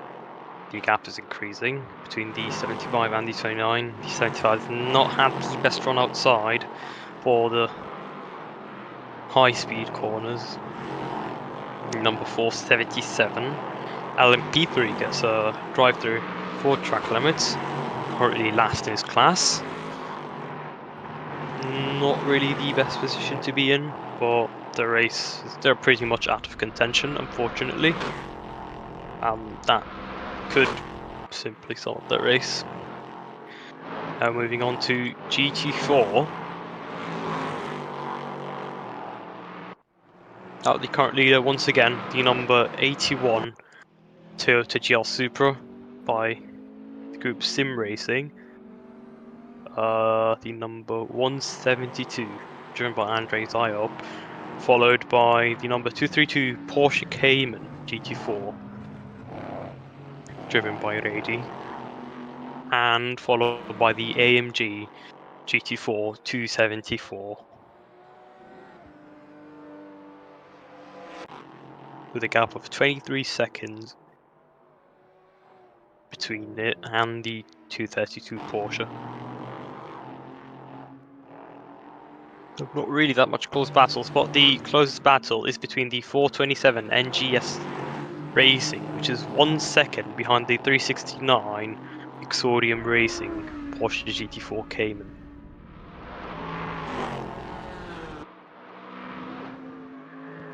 The chase. That car, before the pit stop cycle, was battling with the Ford Mustang, I believe. And appears the Ford has got the best of the undercut, as the Ford currently is in 4th position. Now the Aston does a brake move, closes the door on the Exodium Racing Porsche. Good maneuver, good defense, position well earned.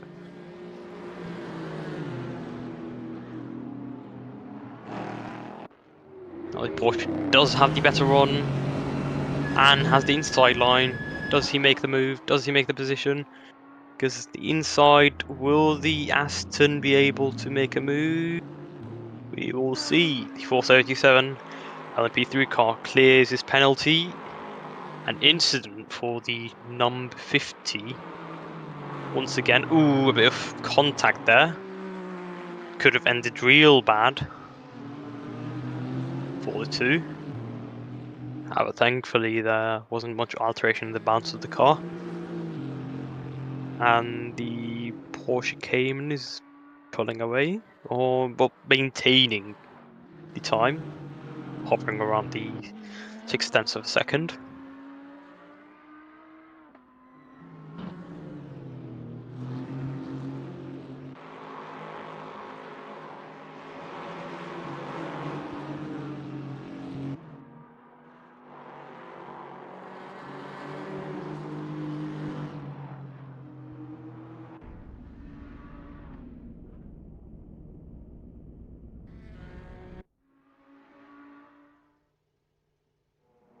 Yeah, once again after the pit cycles, the battles appear to have died out. The LMP3's the closest being a couple of seconds within each other. The closest cars being the 82 and the 24.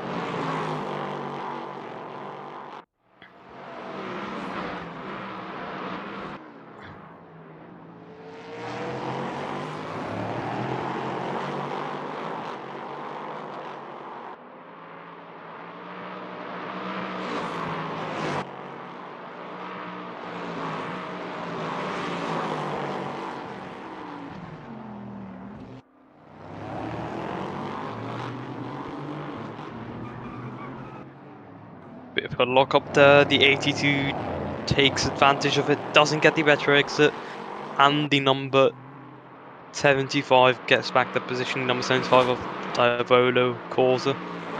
It's a bit of a battling there between the two. Too close for comfort. Who gets the better exit though? That makes a difference. The 75 appears to be pulling away now. Ooh, a moment for the Exodium Racing Audi. And a bunch of LMP3s off track. As well, is that the race leader? That is the race leader, the number 907. But even then, he is still 45 seconds ahead of the closest car. That is simply phenomenal domination by the number 907. ACRT Sim Racing, driven by Madeline. Now, once again, a reminder, the 907 is currently 6th in the championship standing with 20 points. So that absolute race win will give him a very, very, very good jump, especially with the fact that the 28 is in 4th position right now.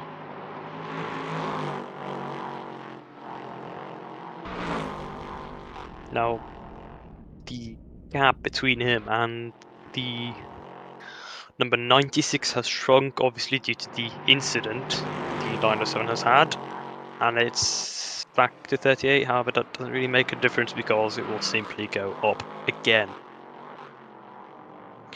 Now we can see a bit of a battle again between the 75 and the 29. And catching up onto them, the number 82. Got an Audi R8 GT4 between them.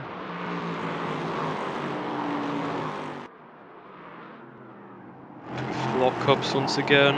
Will the 75 be able to catch up in time? Full straight.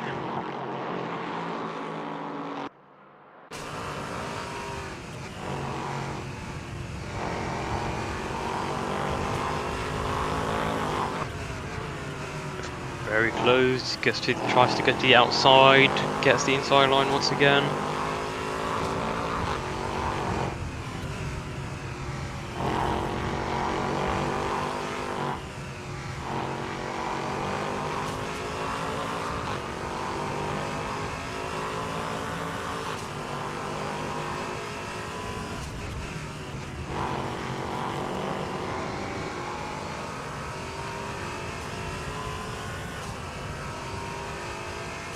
I think number 75 appears to be losing ground. The number 82 is hot on pursuit for the number 75 once again.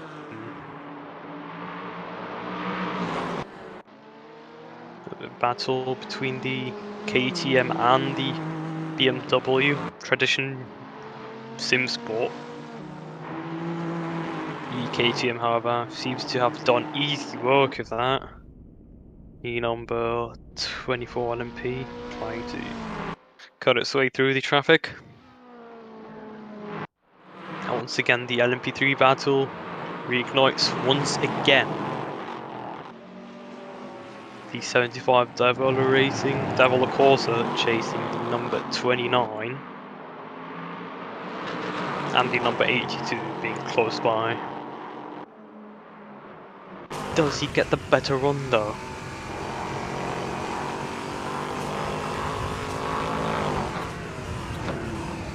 Goes for the inside, a bit too ambitious, spins out, manages to control it, however he loses 2 positions. The number 82 and the number 29 make it through. Ooh, that's a bit too ambitious on the inside. And now he has his work laid up in front of him now, he has to make it back again. Does get a good run, does he get the slipstream? Will he go for the inside? Ooh, goes a bit wide. The number 82. 2 will make it, goes to the inside. Bit of contact though, which blocks his way ultimately. And gets into the chase. The battle simply resumes once again. We've got almost 2 wide, 4 cars, including the GT4. The GT4 wants nothing to do with it, it takes the outside line. Number 75, Diavola Corsa, is right at the tail of the 82. Does he make a move? He doesn't have the better run though, so he's simply losing ground once again.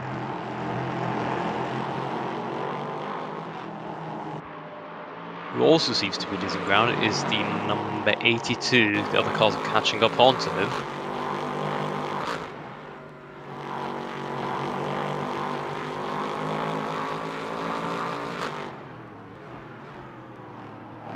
Ooh, goes to the inside line.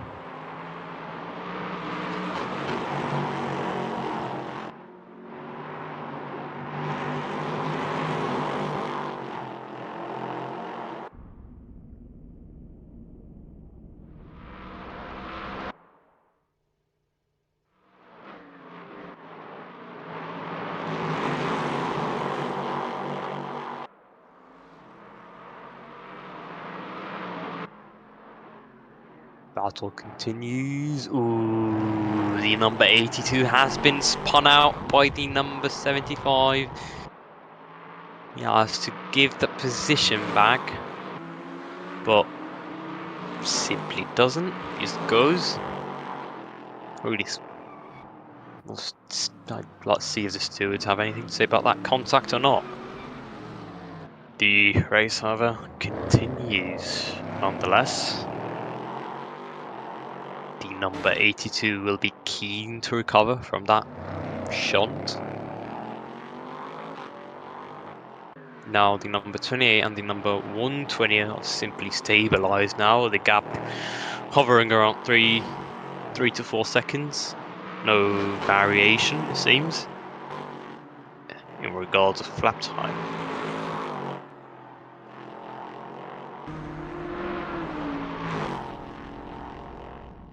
He goes flat out past the line, 133. Very similar lap times between 128 and the car number 28. Very closely matched. Number 75 makes it less than a second behind the number 29. He's right on his tail once again.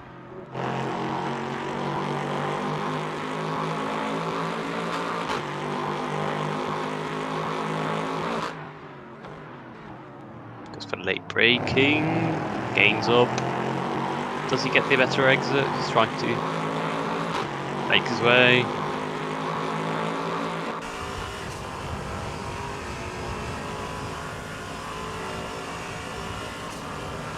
Currently in the slipstream, which is seemingly serving him a bit well so far. For the lock-up once again.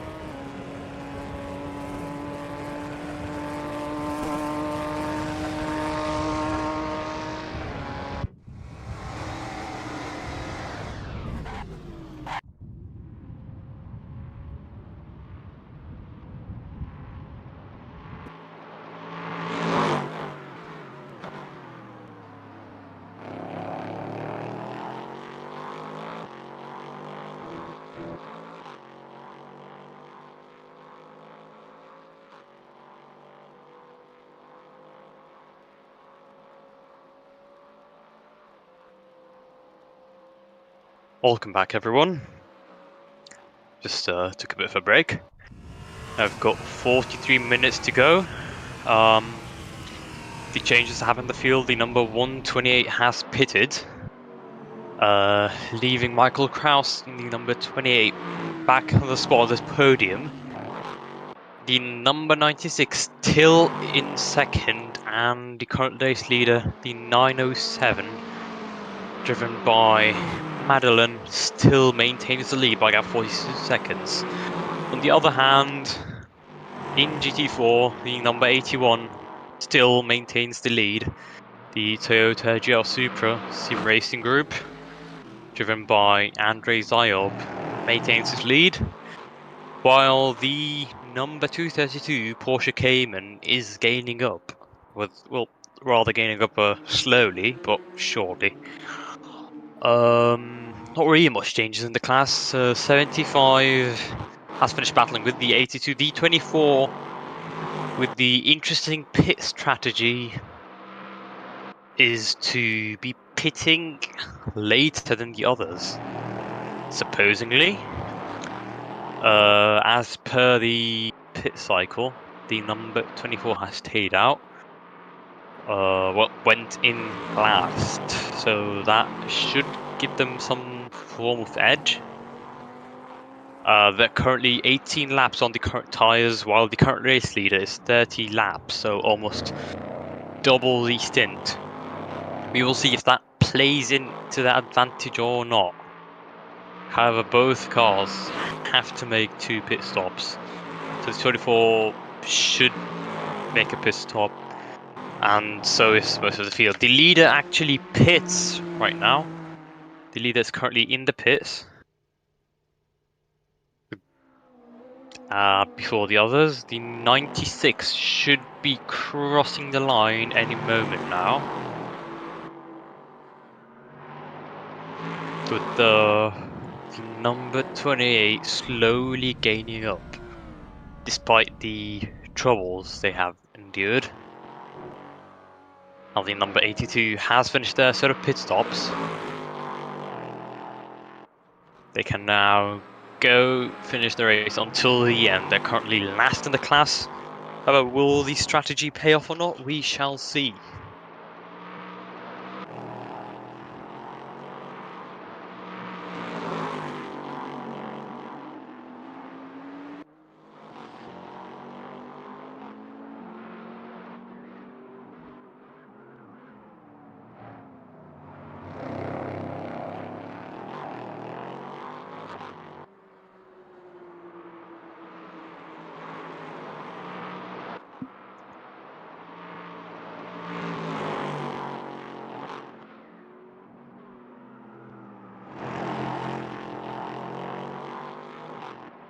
Now the number 907 still in the pits, followed by the number 28, who has also made their way into the pits.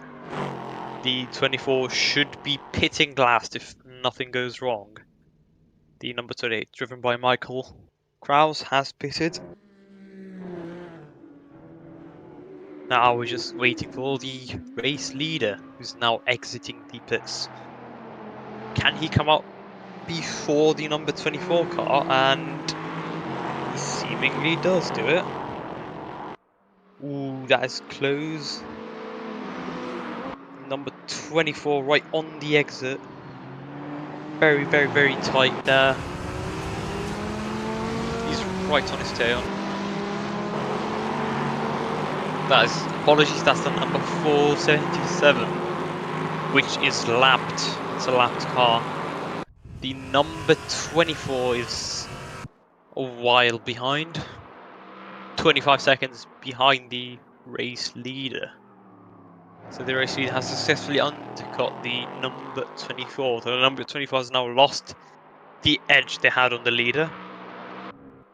Perhaps there was an incident or so.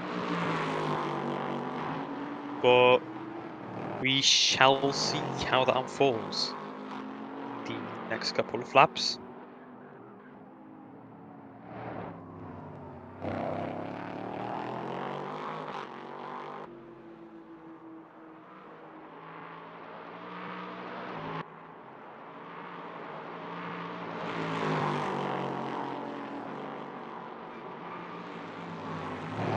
of a lock-up for the number 24. But he is making his way through. Now the leader for GT4 has pitted, the number 81 Toyota is currently in the pits, and the number 232 Porsche Cayman retains the lead. ACRT Sim Racing GT4. The gap between him and the Ford Mustang 223 of 38 seconds. The 81 should be leaving the pit stop soon. The number 96, the current race leader, goes into the pits as well. Now, the 29 should eventually inherit the lead. The number 28 should be hoping for an undercut based on the current strategy. He has managed to come ahead of the 128 who is seemingly pitted as well. Now we're just currently waiting for the 29 to pass the 96 who's currently in the pits. The number 81 Toyota, the GT4 class leader, has exited the pits in 15th position overall, and the number 29 inherits the lead from the number 96, and the 75 is right on his tail. He would love to make a position before they are in the pit cycle. Bit of a lock up there for the 29, and the 75 is in hot pursuit once again.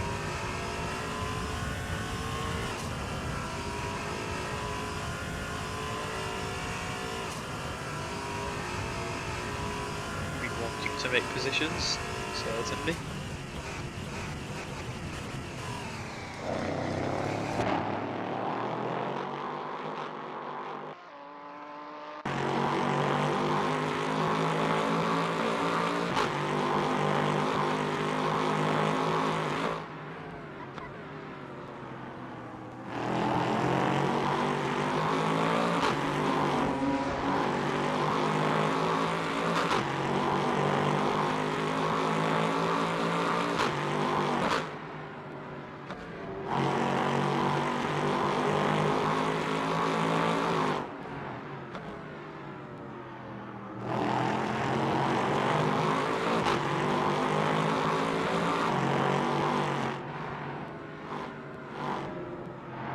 The number 75 is closer than ever, with less than half a second of a gap.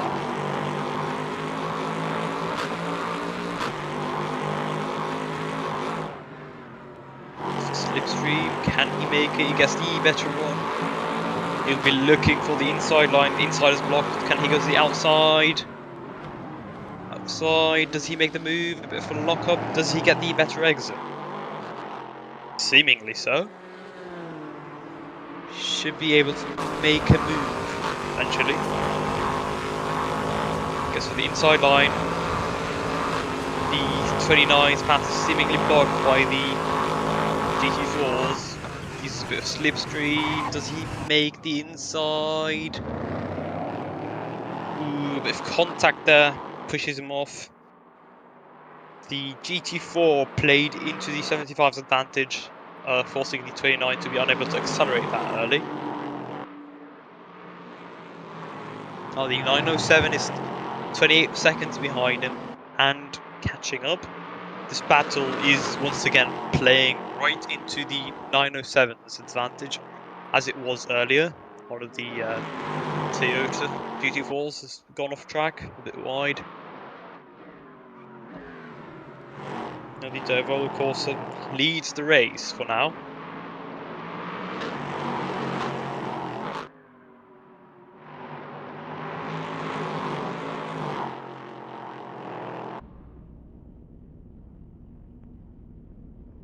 A bit of an incident for the 67 McLaren once again. Got an ensure safe rejoin. He's on the race line.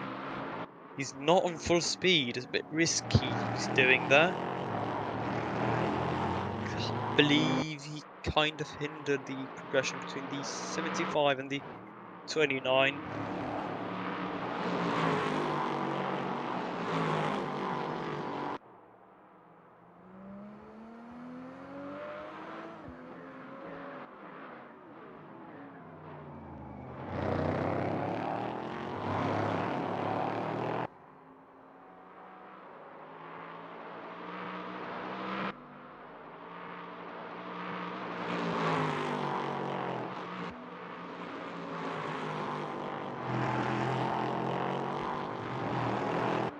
Gap is increasing between the 75 Devil Causa and the number 29 car. The field appears to be leveling out once again. The number 232 Porsche Cayman GT4 has pitted. Now, will he be able to get out before, or at least a bit close to the GT4 Toyota 81? That will play a huge role for the 232. However, I unfortunately doubt they will be able to get out before them, but we shall see how that unfolds for them.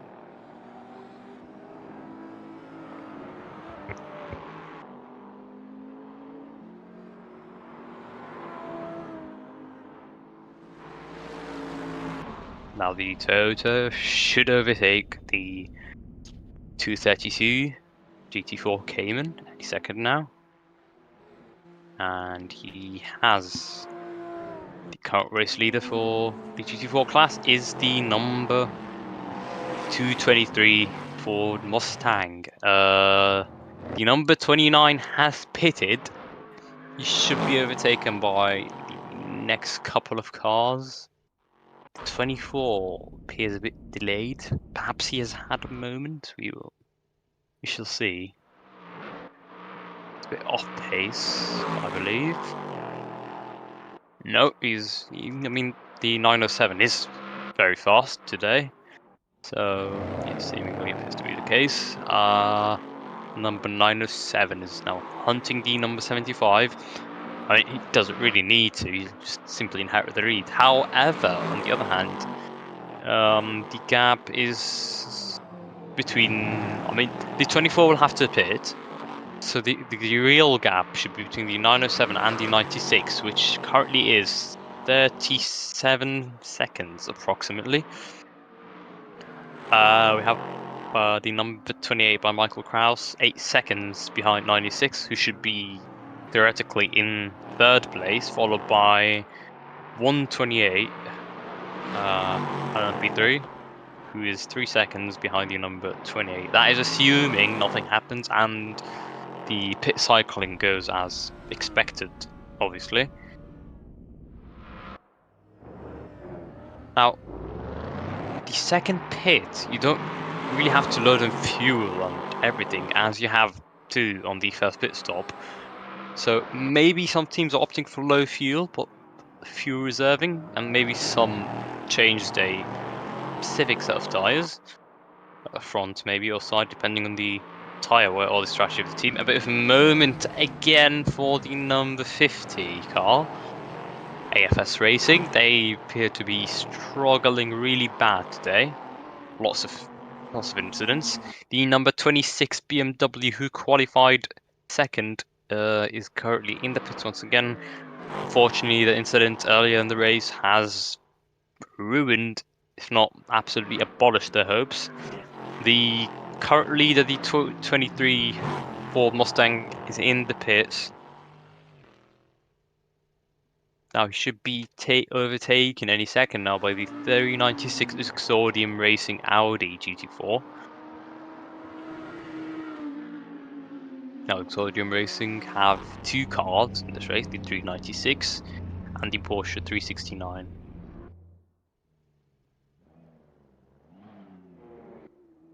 And as expected, the Ford has been overtaken, and Rady in the 232 Porsche Cayman has come out after the Toyota GR Supra, the number 81, who should theoretically be first after the pit stop cycle. Now there's been a bit of a change in position between the 82 and the 29. Not quite sure how, but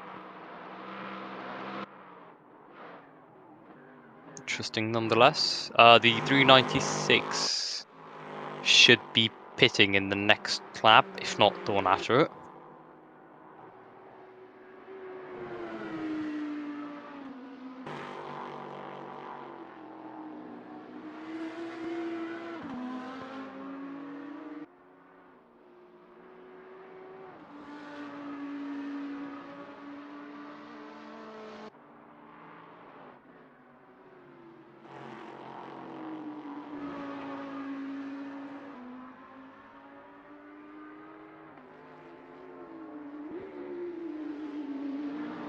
The 477 LMP3 has pitted.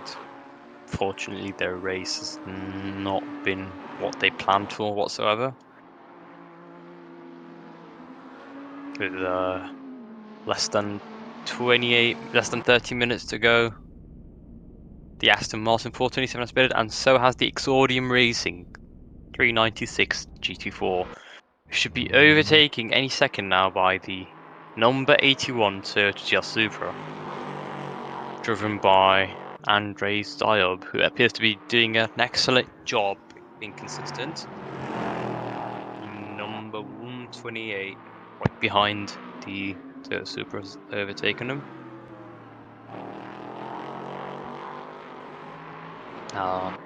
The 232, driven by Brady, who would love to catch up to the Toyota Supra in front of him. A bit of an onboard. In front of him is the Mercedes AMG GT4. A lapped car, presumably. Bit of flashing of the lights, telling him to let him pass around. But they're not required to let him through, just out of niceness. However, he's gone off wide and is forced to let off the position. Now the number 75 has just entered the pits. Any moment now we should see the number 907 retrieve the lead once again. Very, very dominant race by the 907 ACRT Sim Racing 1. Madeline is doing a very excellent job of being consistent. But for a moment again for the number 26 BMW GT4, it's a very unfortunate. Qualified second, like we said, and sadly his race has been massacred by the incidents. It's very sad to see.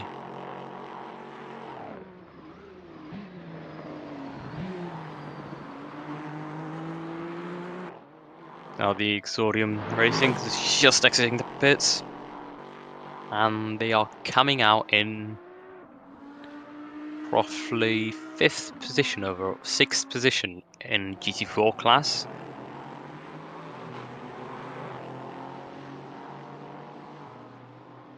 And there's been changing the lead. 75, as we said, has pitted. The number 907 has overtaken them, and the gap is 32 between the number 907 and the number 24. Now, a reminder, the number 24 still has to pit. So it's not really the gap being 32 seconds. It's roughly 39 seconds, as the person theoretically in second position would be the number 96.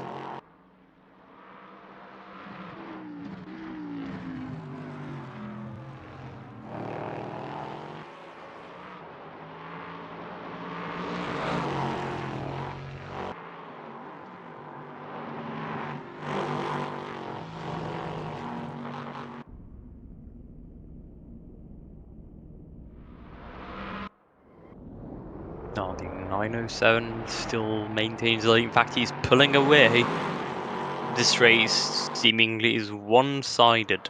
Assuming there are no incidents, he should easily make it to a rather convenient race win. Number 24, very unusual pit strategy, dare I say. Don't really know if it would pay off or not, but we shall see. If that will require them to do a bit of a late pit stop, if I'm not wrong, as all cars have to do 2 pit stops, 2 long pit stops in this race.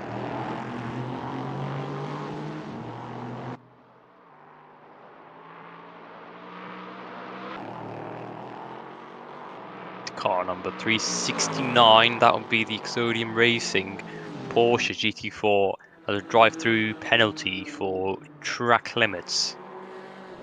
Once again, very unfortunate. And instantly goes into the pits and serves his drive-through. Will that cost him a position? Not really. The closest car is far off behind the McLaren number 67. And so is the number 50 car, who's very off pace. Now back with the number 24 car with a bit of a swivel. He should be pitting in the next couple of laps.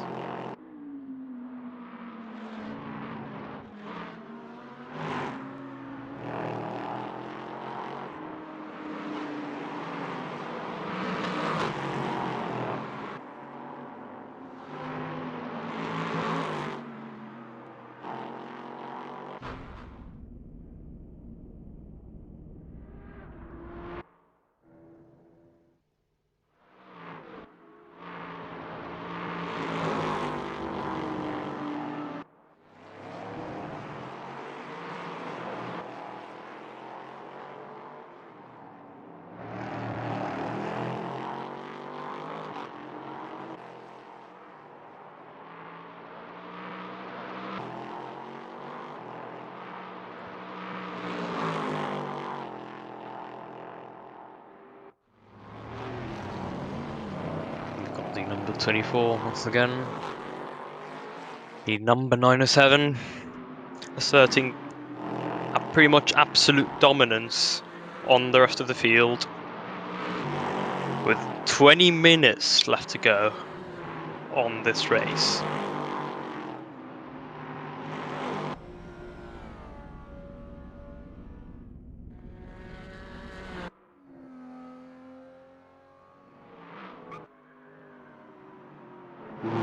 Some moments back there for tyre squealing.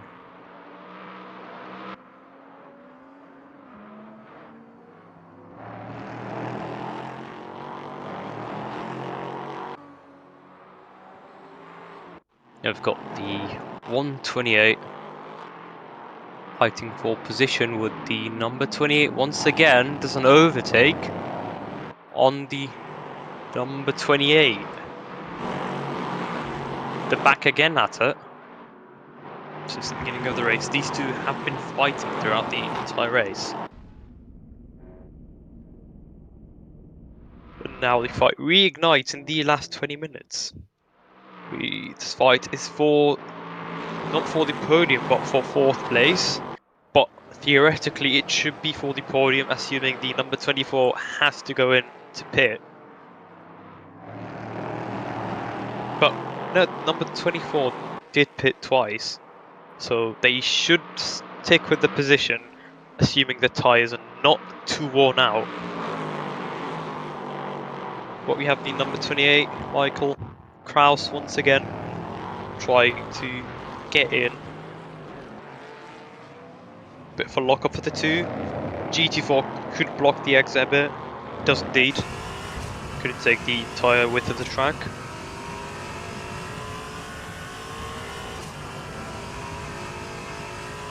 Very close battle between these two throughout the entire race.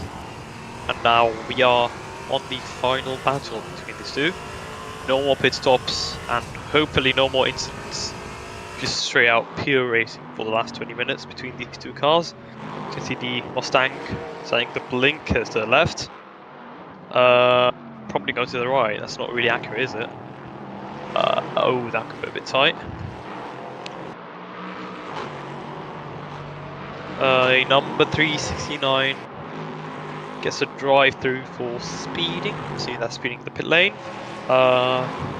28 has lost ground due to traffic, and the number 128 pulls away once again. Very good exit on this corner. And in fact, he does pull a gap. And in fact, he is gaining up on the car in 3rd position, the number 96 car. Now, while LMP3 appears to be exciting, unfortunately, GT4, the field is way too divided to have an exciting battle. And seemingly the number 28 is having a bit of trouble catching up to the 96. The 96 is catching up to the number 24, so we could see an exciting battle for 2nd, 3rd, near the last couple of minutes of the race. How the number 24 has the least grip in these cars, obviously due to the fact that their tyres are 33 laps old. Ooh, the leader has crashed out. That will cost him a bit of time. Don't know if the car is damaged badly or not. Bit of an incident for the leader. That could cost him a lot. The number 24 pits again.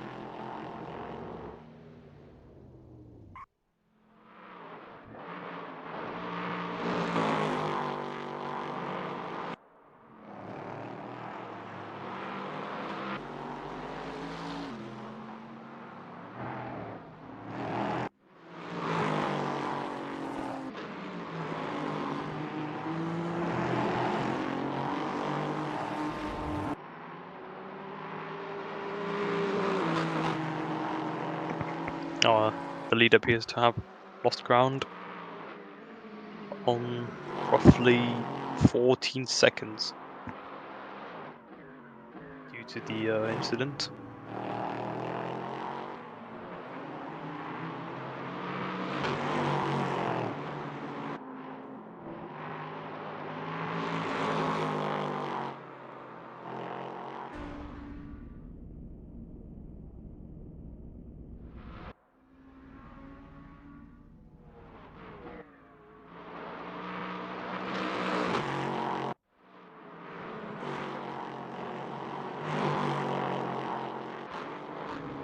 Now back again with the number 28. The number 24 unfortunately has started falling behind. The early pit stop has not played into their hands, sadly, as it appears to have costed them their position ultimately. And now they're plummeting down the field back to 8th. They did put up a good fight while it lasted, however. Now, as you can see, the leader has had an incident. However, he simply pounced back as if nothing happened, with building a 20-second gap. Now, the fight between the 128 and the number 28 car will be for position, as the number 128 currently is on podium with the 3rd position.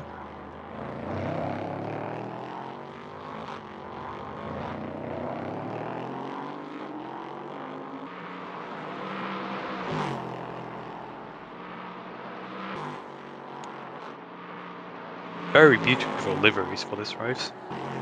Excellent work with the livery designers. You can see the variety of the liveries and the creativity. And they just simply look stunning. A bit of a moment there for the number 232 Porsche Cayman. If obviously, however, he did save it, so well done him.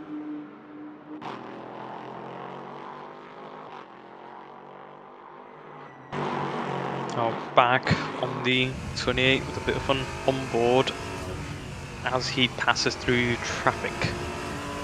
This is the second of the Toyota Supras.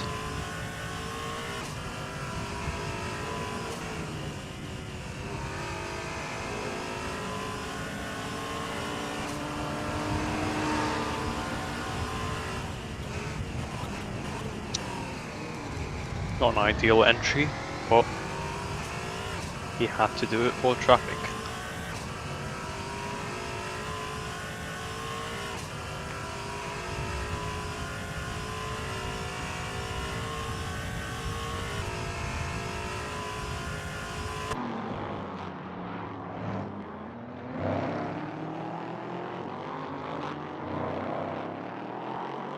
The number 128 and the number 28 are very consistent in terms of laps, and their lap times are very, very similar.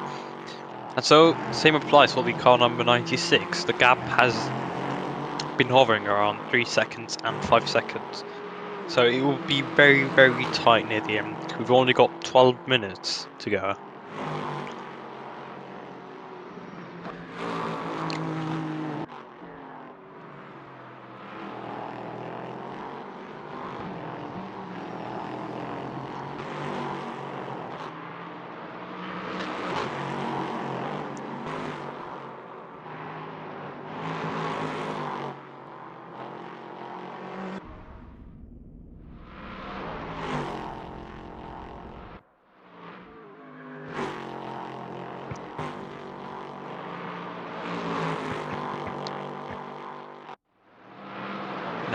Michael Kraus in the 28 has had a very good exit, made up now catching up onto the number 128. Either that or the 128 had to battle traffic. Yes, it appears the Chevy Camaro has impeded the number 128 at the exit. And now the number 28 is closing in hot on the number 128 Tiger Motorsport.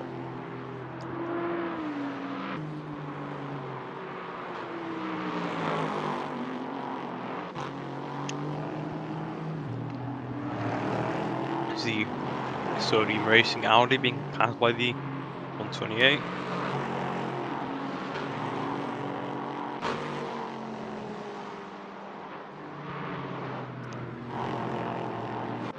Now passes the Aston Martin, making the most of track limits.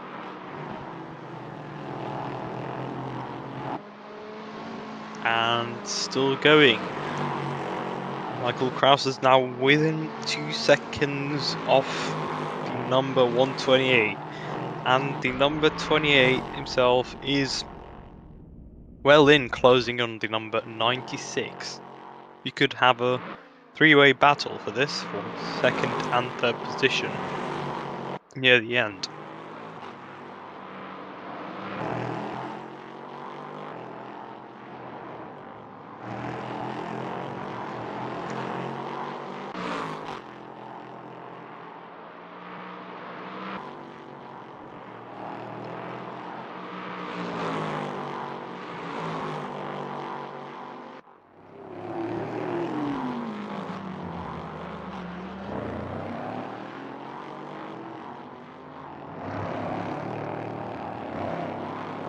Now right on his tail. Not the best exit.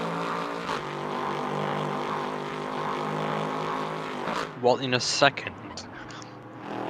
However, these two should not be battling a lot if they want to have a chance at catching the number 96. Who's now the number 120 is getting. Oh, the leader has had another incident. Another moment. He's gone off track. Cost him a lot of time. Not a lot of time. Roughly 13 seconds lost once again. That is a bit worrying. The 96 is now 15 seconds within the leader. He would want to take advantage of that incident. Now, as you were saying, the race should be straightforward for the 907, assuming there are no incidents. However, he's had two incidents so far, 2 moments in this race that he's been off track. I'm not sure the cause of both of these incidents. However, we shall see how will this race unfold. Now, the number 28 is closing in on the number 128, and the 128 is closing on the 96. So this is battle for podium in both cases.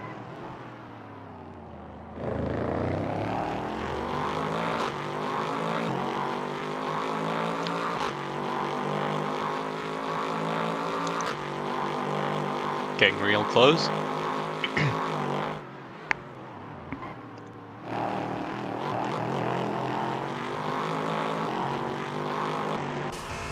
Now the 128 would love to get that position. He's now almost within a second. Bit of traffic could hinder the 128 even more. Sacrifice the entry. Ooh, a bit of oversteer. Does he take advantage of it? blocks it well. Does he get the inside? Blocks it well. All defended by the 128. However, that costed both of them the time. Now the 96 is surviving slowly but surely.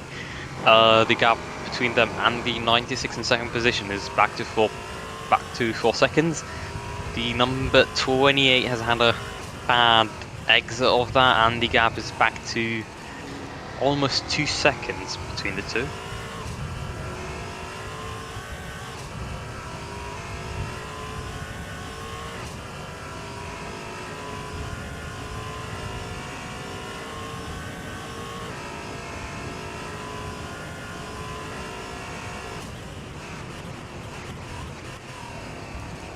Your number 28 is very good on pace, making up for the time lost,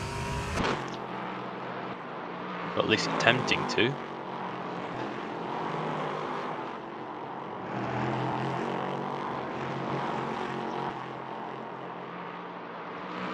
Now, I believe this race would have played much differently for the number 28, Michael Kraus, hadn't there been that much incidents that he's been involved in.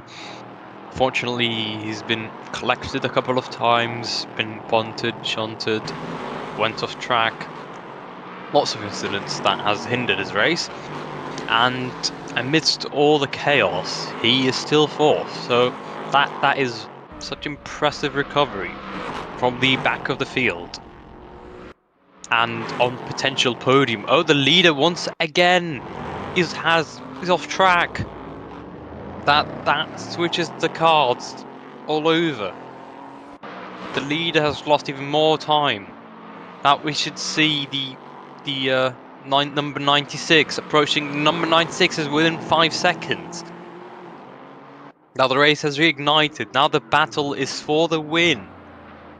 Now the number 128 is 2 seconds within the 96, and the 96 now is within 5 seconds, or if not 6 seconds, away from the leader. Now what was considered a smooth sailing win for the leader has turned to a challenge yet again. This has not gone to plan so far for the leader. Unlike the entirety of the race, the last 20 minutes have not been what the leader has expected them to be.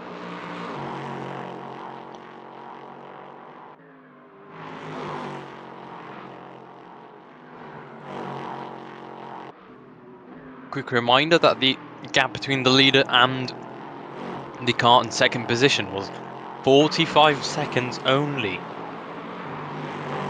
And now it's dropped all the way down 6 seconds.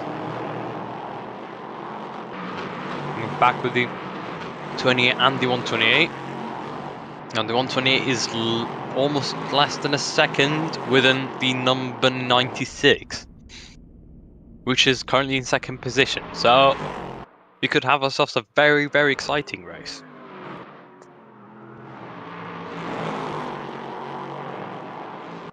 Now, is that an overtake?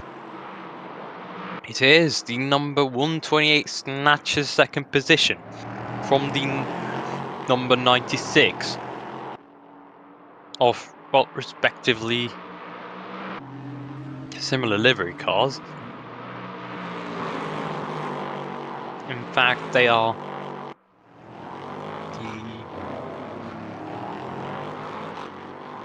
now Michael Kraus has lost a bit of ground the last couple of laps. The car number 47 once again a drive through for corner cutting. The race has been simply not what they imagined it would be. The number 96 is catching up again to the number 128. Michael Kraus has fallen off pace a bit and is losing ground again to the cars in front.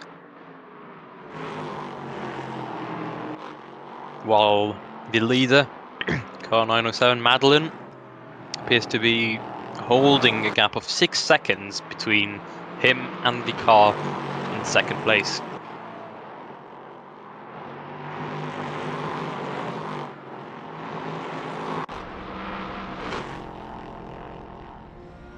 And the gap has dropped to less than 6 seconds.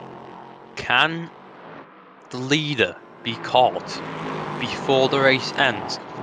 We've got roughly around 2 to 3 laps, if I'm not mistaken, of racing. Will they be enough? Oh, a bit of a glitch there, I think, with the position thing. Oh, it's not. Michael Kraus is close to number 96.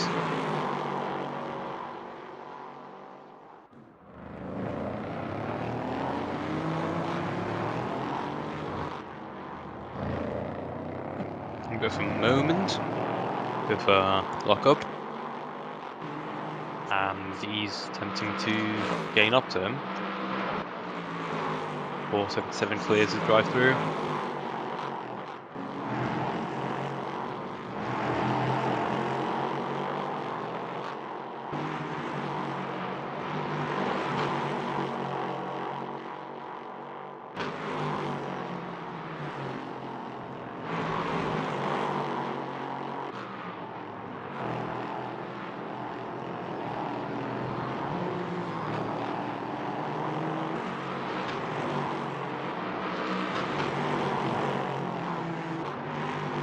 Number 28 is closing very much in on the number 96 with perhaps 2 laps to go.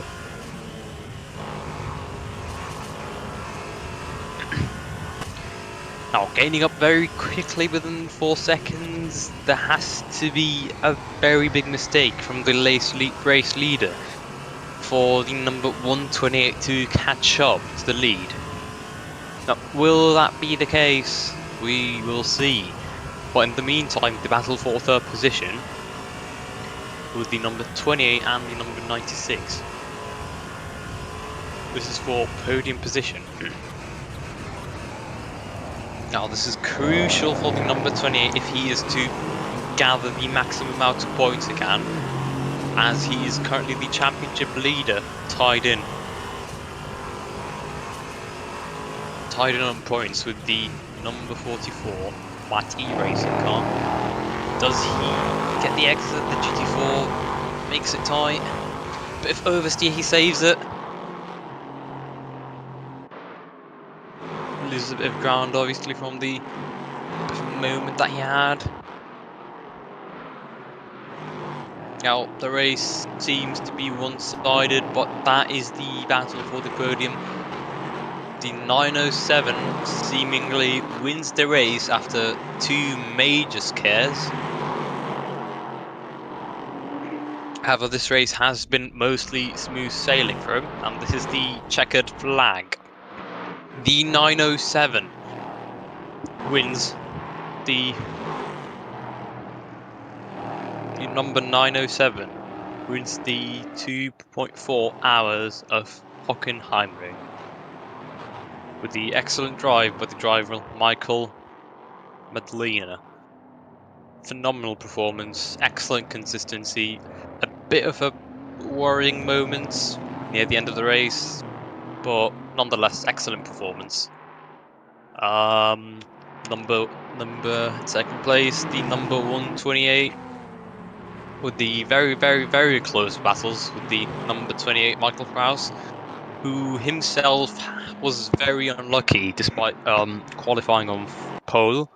Had unfortunately a couple of very unfortunate moments during the race, like a lot of unfortunate moments. So it's very impressive that he recovered despite all the troubles he had throughout the race. And number 96, obviously, excellent strategy, excellent performance, paid off. The number 75, Diavola Corsa, had their moments during the race.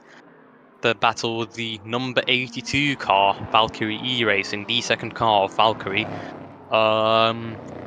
Very excellent performance from everyone. The number 24 had a very interesting strategy at the beginning of the race. Unfortunately, it has not paid off for them. And with the number 477 have had an unfortunate race with them. The number 81 Toyota celebrating a well-deserved win of the GT4 class. Congratulations, Andrei Zayob. Followed by the 232 Porsche GT4 Cayman, driven by Rady. with almost catching up to Toyota with 4 seconds, followed by the 223 Ford Mustang coming in third. So excellent job, congratulations to Michael Madeline, excellent performance, Andrzej Zayob, and just beautiful racing today. Congratulations to the winner of each class, and well done. Very exciting race, if it wasn't for the chaotic first couple of minutes. Lots of incidents, lots of contacts. I'm sure the stewards will still be reviewing a bunch of the moments that happened during the race. Very, very eventful race. In the middle of the race wasn't that eventful, but nonetheless it was very, very entertaining race. Excellent racing by everyone. Lots of track limits today, unfortunately. Lots of penalties as well, and lots of retirements too. Have like 1, 2, 3, 4, 5, 6, 7 retirements. Sadly, the most recent being the 369 Porsche Cayman GT4 by Exordium Racing. Nonetheless, the other car survived, being the 396 Audi R8, and yeah, that's about it for this race. Congratulations for the winners.